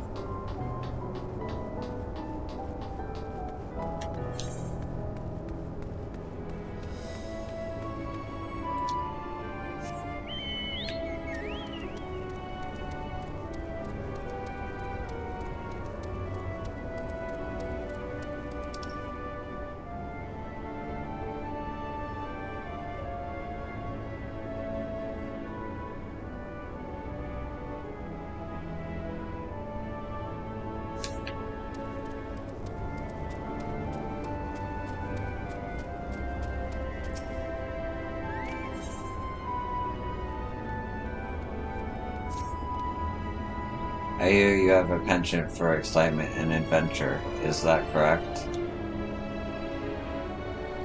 And I assume in your travels you have doubtless heard tales of the Allegans.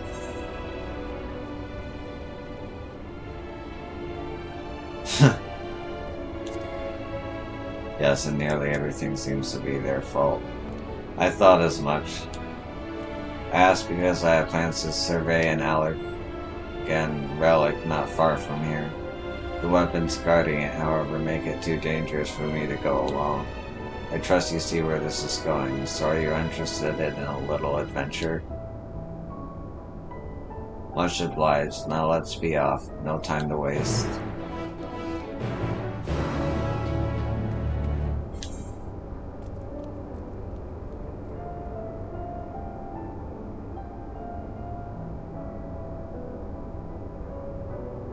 Wait, babe.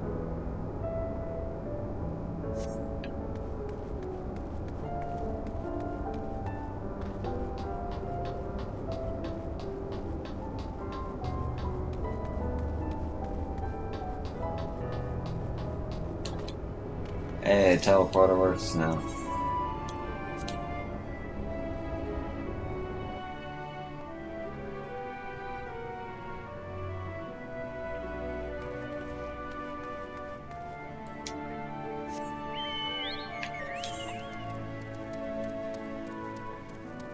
Of course, it brings me to the opposite side. God damn it.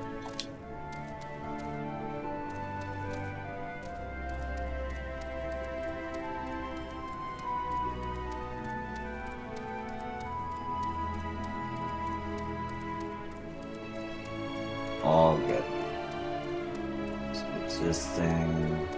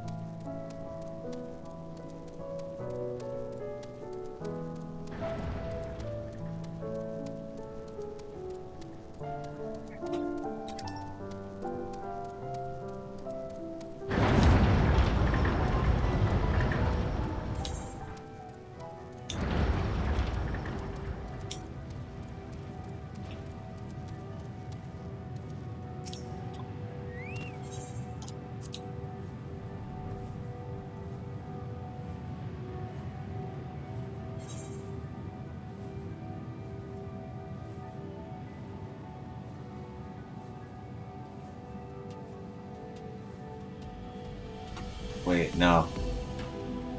Don't I need to go there? How do I get there? God damn it.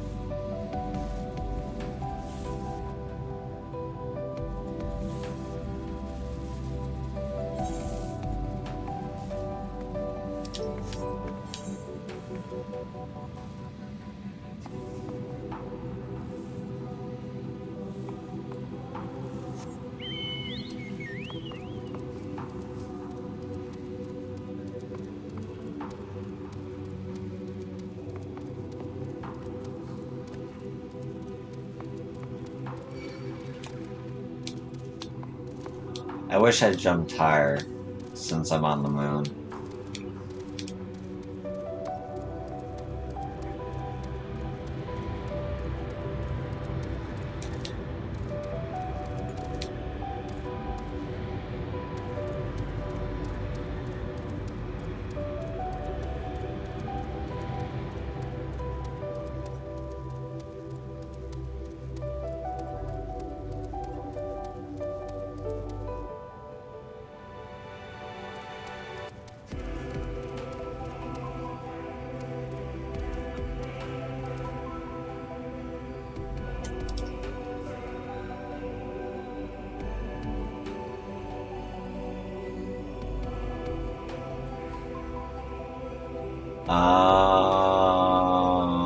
Okay.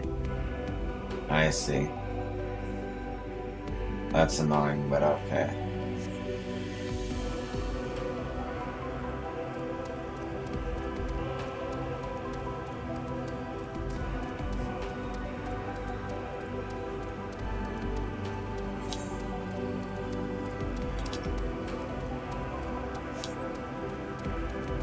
Always look at your map before you jump on a magical dog that takes you places. That's the lesson.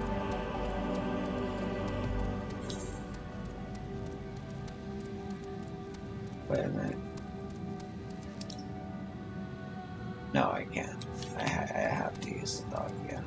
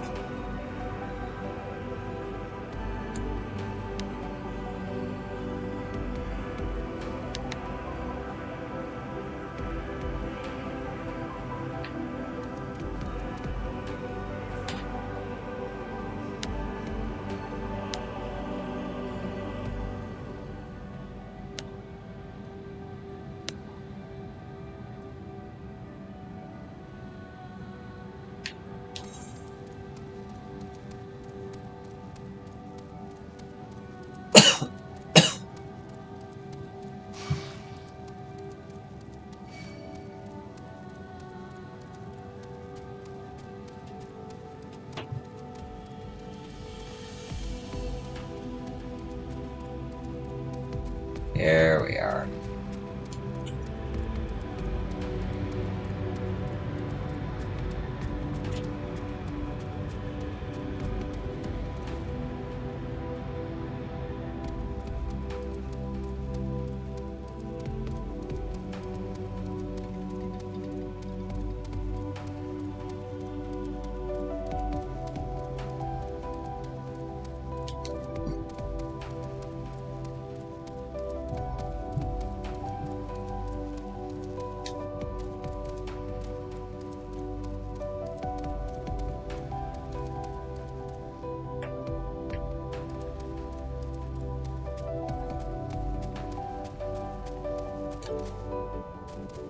There we go.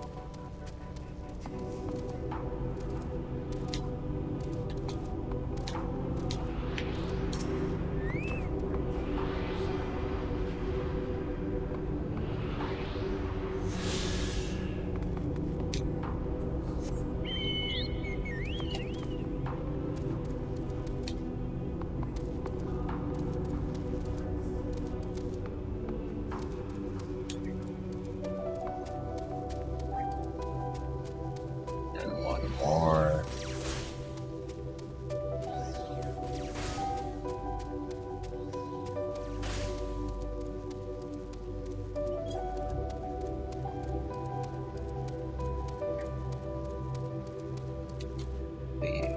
Yep.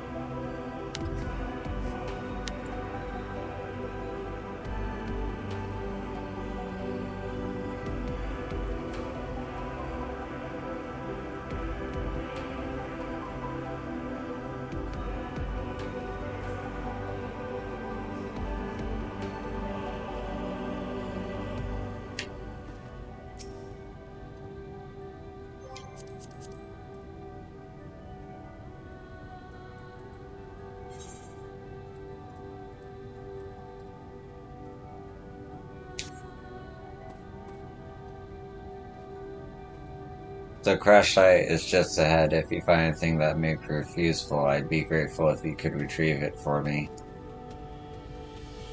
Onward then, after you.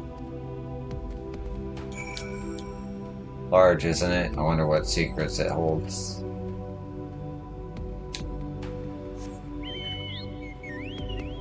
That's very true.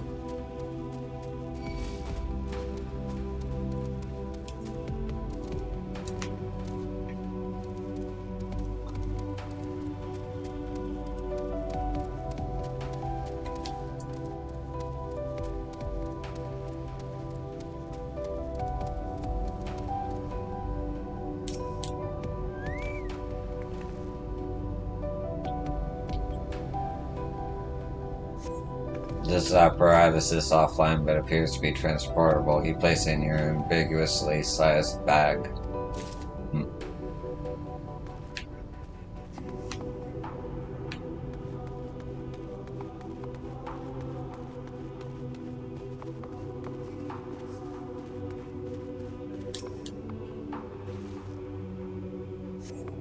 This bit of elegant technology is certainly fascinating. A shame it's too bulky to carry back.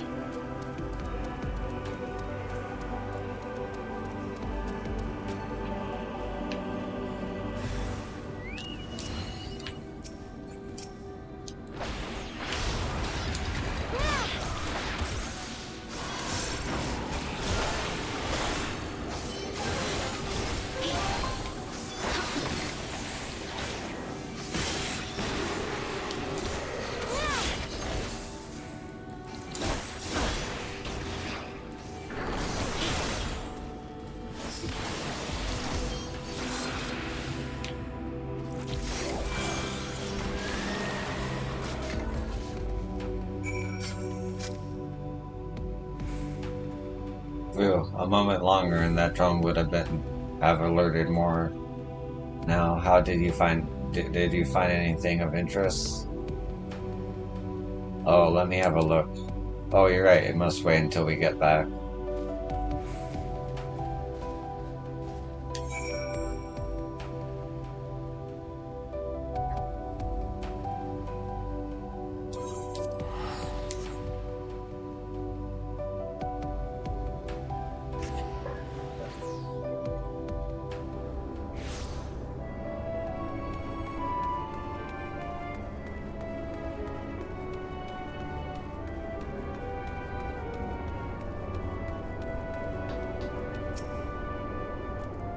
Safe at last. Now show me what you found.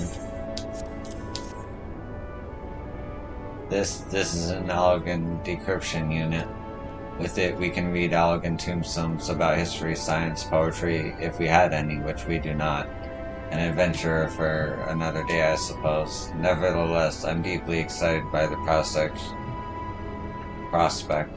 as I'm sure you can tell. You have my heartfelt gratitude.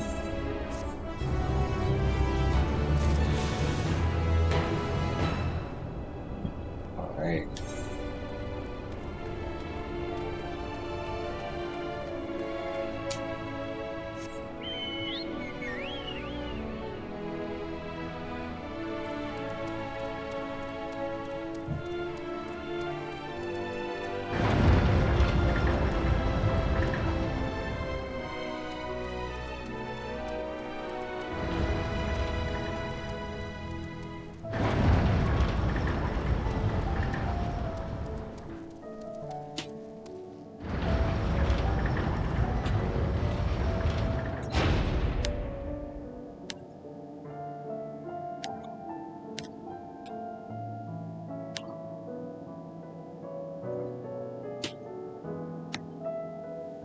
Couple aether currents in here. Gonna grab them real quick. If I haven't already.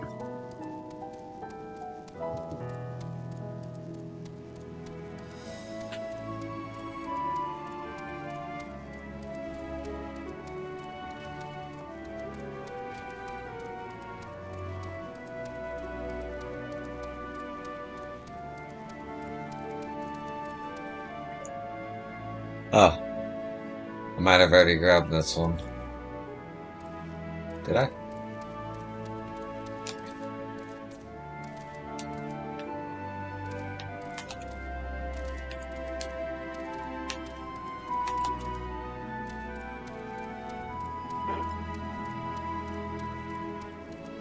There we go.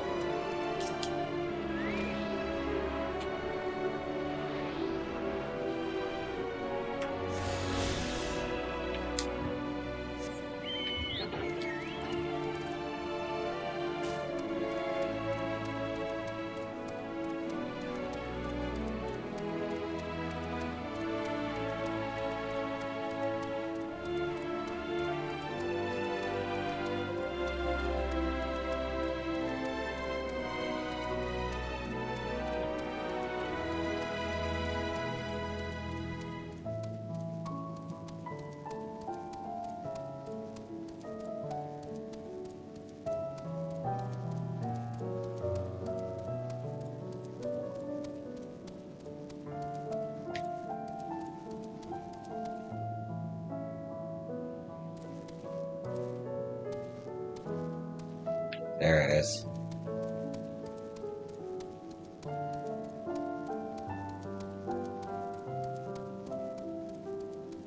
Are there no stairs? There we go.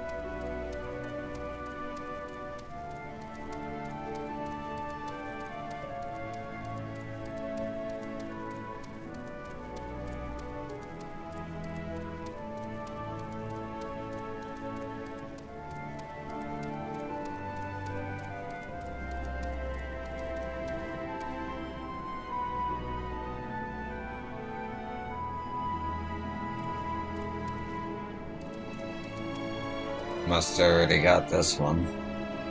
Wait.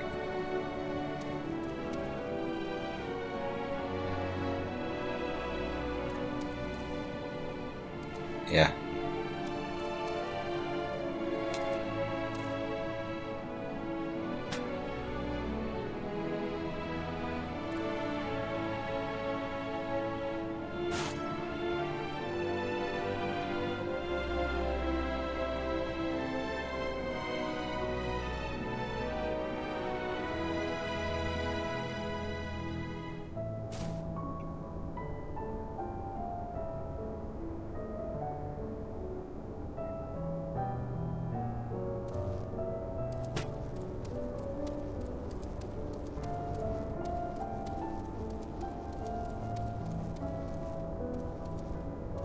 Anyway.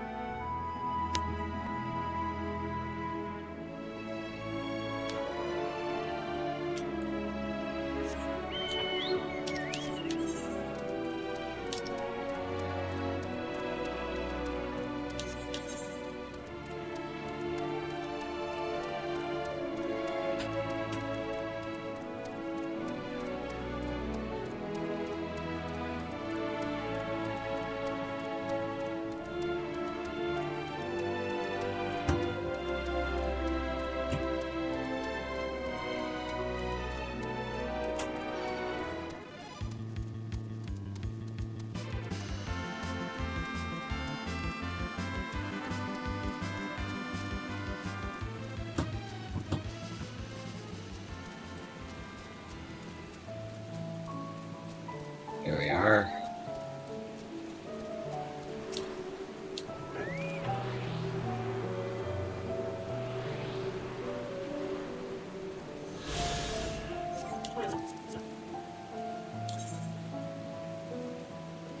Yeah, so I'm missing 2.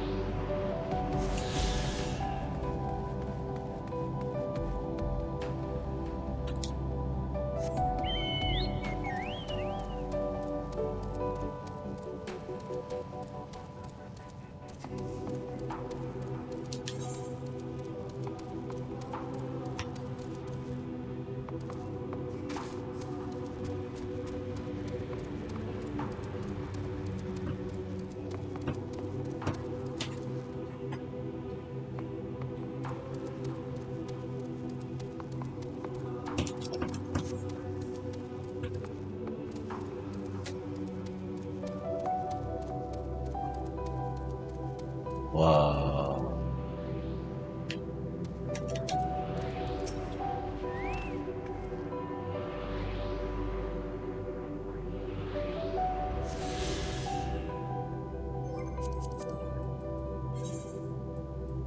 Okay, now just quests.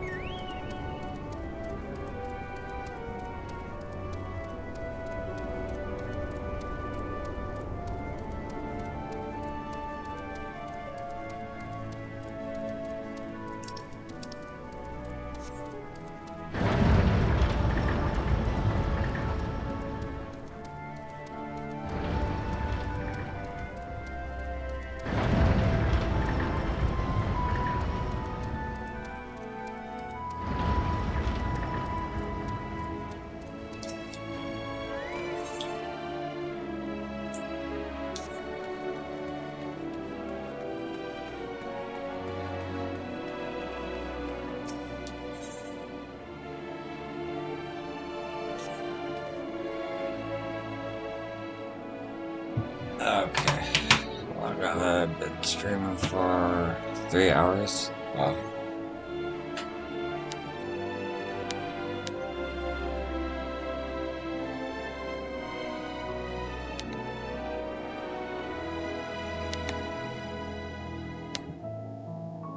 I'll be right back.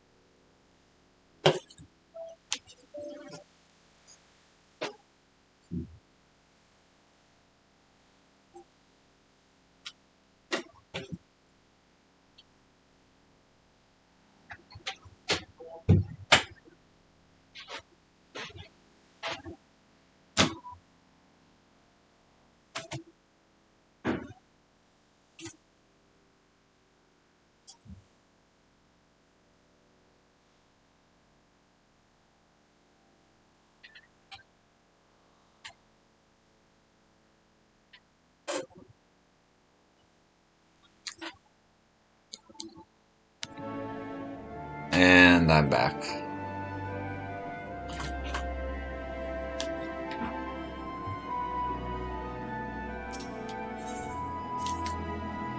Oh, brother, there's no sign of any of them, and it's almost time to eat.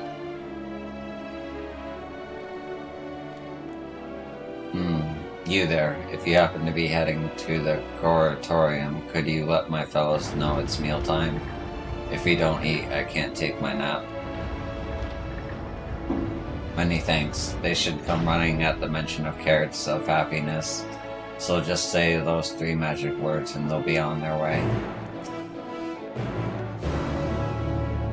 My friends aren't wont to refuse a well-prepared carrot, especially when it's a carrot of happiness. The mere mention should have them hopping back here in no time.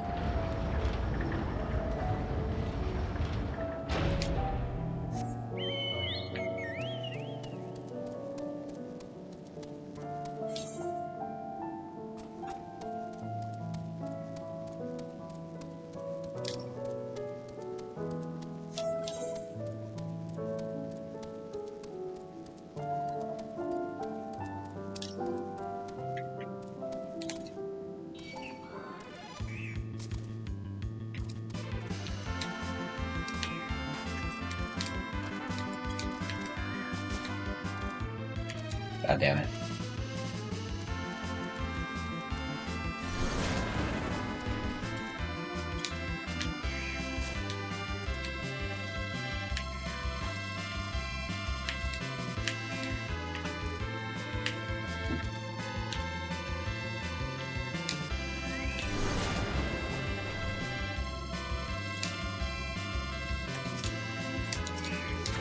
I have to fight you.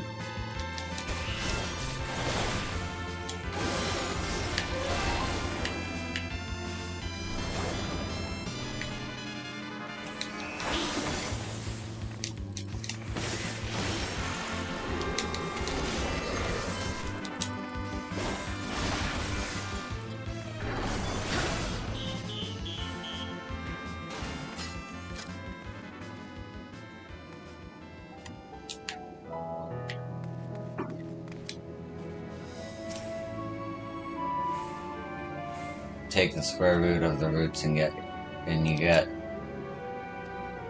Oh, that's right. I have to.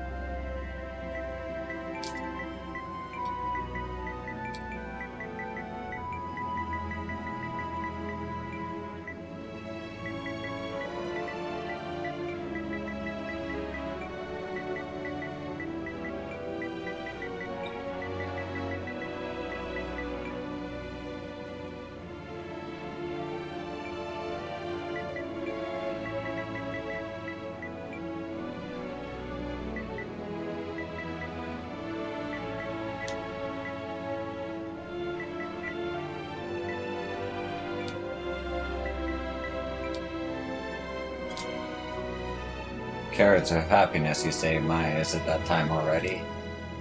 I was working our projections for optimal carrot production based on the total population of Aetherius to ensure that. Oh, never mind. I must make haste or I'll miss out on the seconds.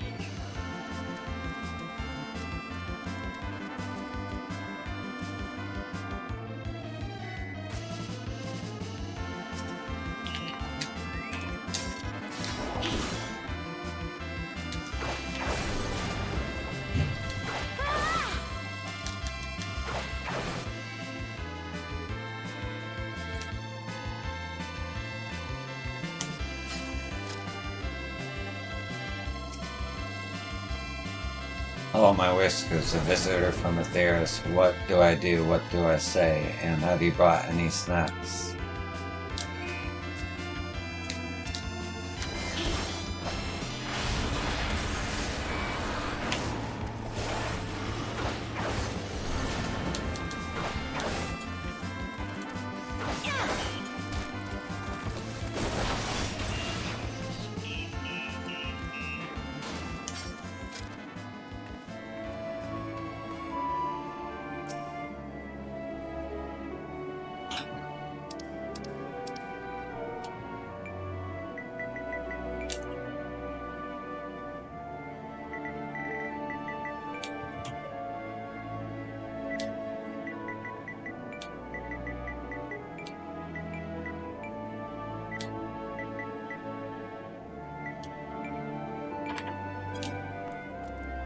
Could that mean, yes, it must be time to eat at last?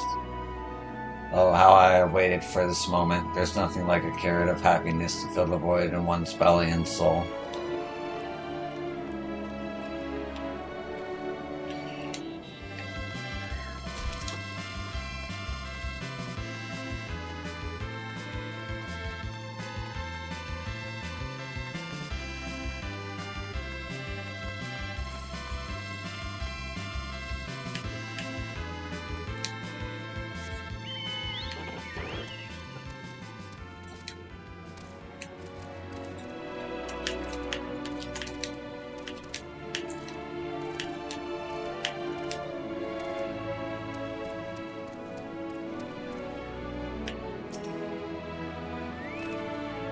Oh, carrot, my carrot, the prize we sought is won.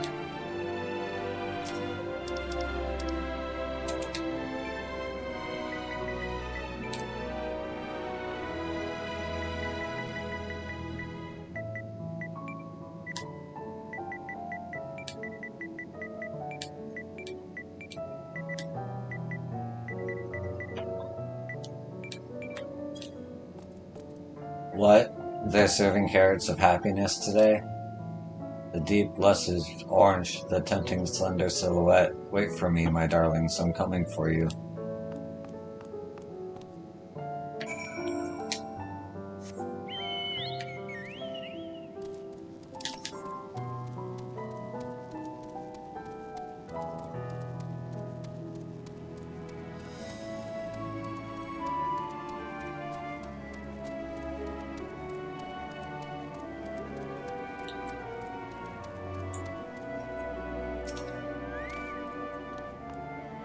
Aye, you've returned.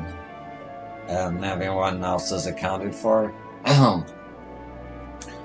Sustenance is essential for us Leporites, though I suppose people are the same. In any case, we expended a lot of effort in raising a whole variety of carrots. Carrots of happiness are a new cultivar that are particularly comforting, though. It seems almost silly to have our workers consume so many carrots just so that we can produce more carrots. But that's a problem that can be solved with even more carrots. No need to worry about the details. I'll work out the figures just as soon as I... What were we talking about? Oh, I must have dozed off. What was it that I was supposed to be doing again?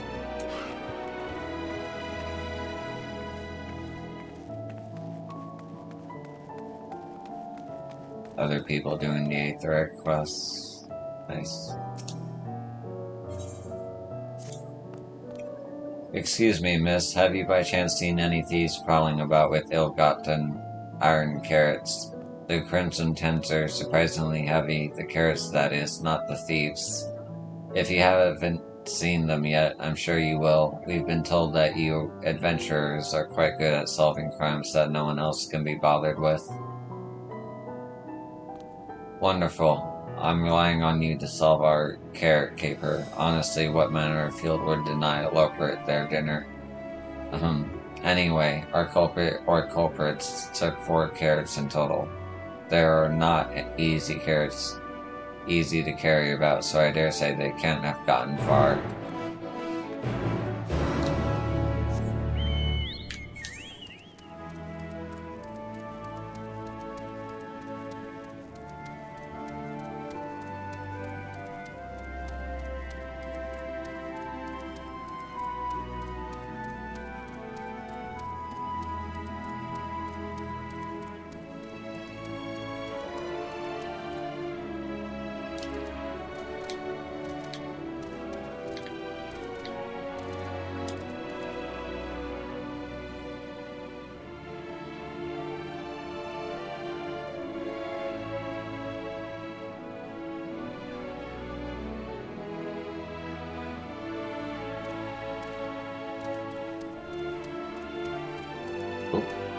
Here's one.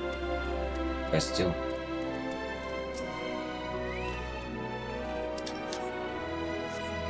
The scrumptious-looking iron carrot has been tragically abandoned in its prime.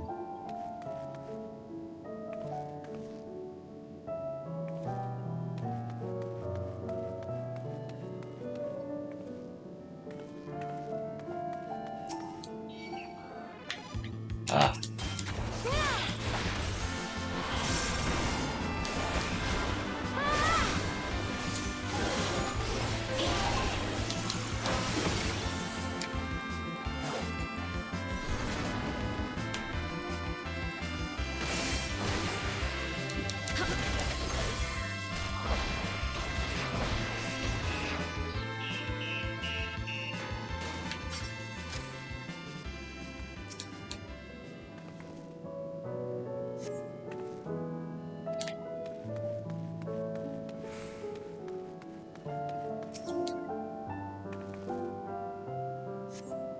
Based on the primary recently received, you can say we're relatively certain that iron carrots are not blue.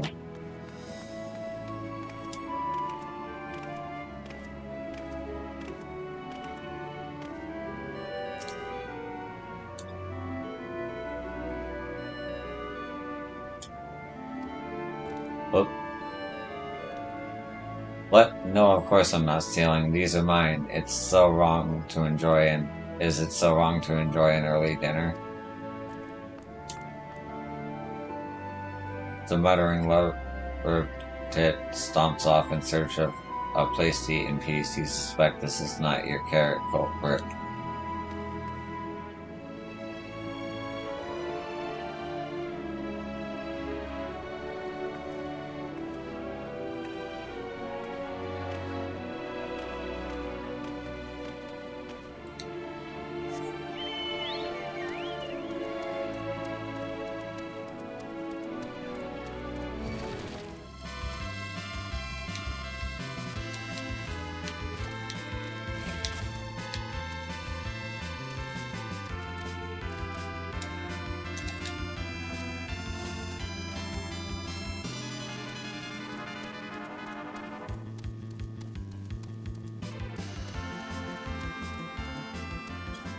Where are you?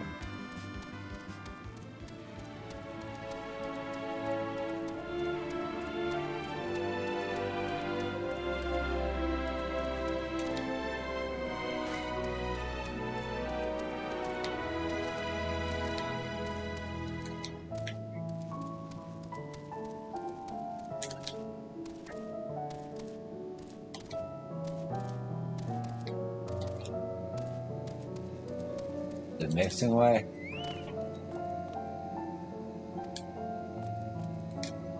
No.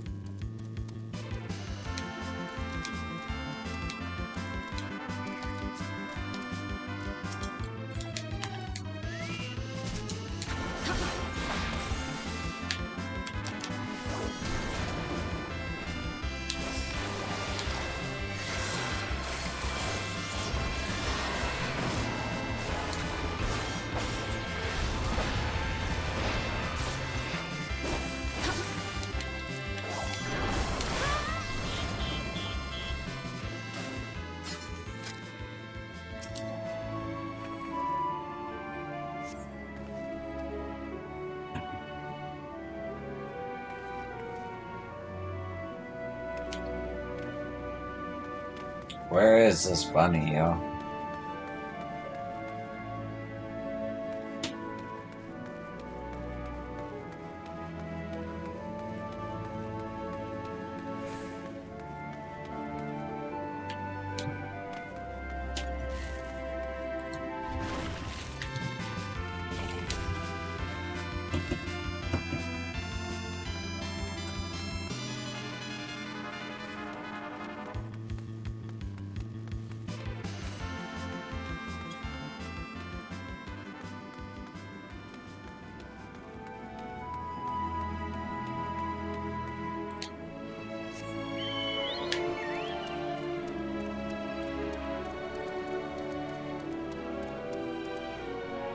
Really? Okay. Alright. Blip blip. Oh wow, it's the original 4 dialogue box. That's cool. There's insufficient stock of iron carrots. Iron carrots detected. Initiating iron carrot procurement.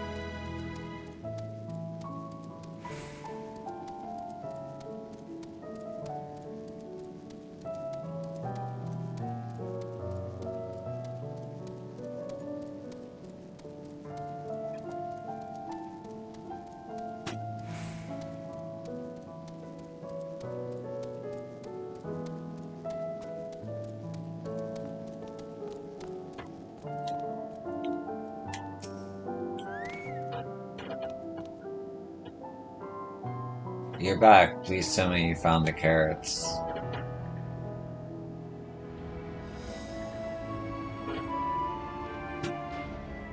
The supporters, I never would have suspected. It's supposed to help us farm carrots, not eat them. I recall the technician said something about enhancing its code with a love for carrots to increase work efficiency, but to go so far as to steal carrots for itself, I fear it may now love them a little too much. Alas, the poor carrots, but at least we know what became of them, and how to prevent this happening again. Thank you for your assistance.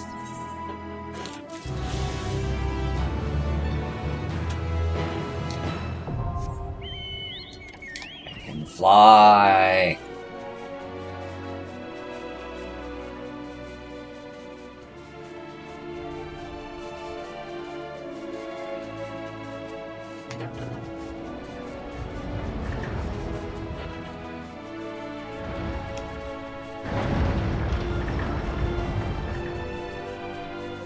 Oh, this is so much easier.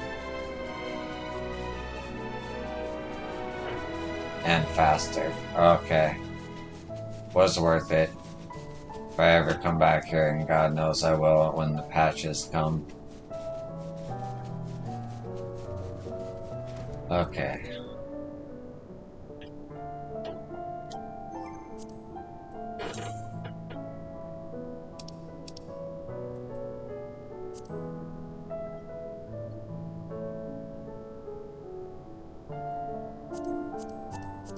Do I want to do a dungeon right now? I might save it for tomorrow. Yeah, I'm gonna save it for tomorrow.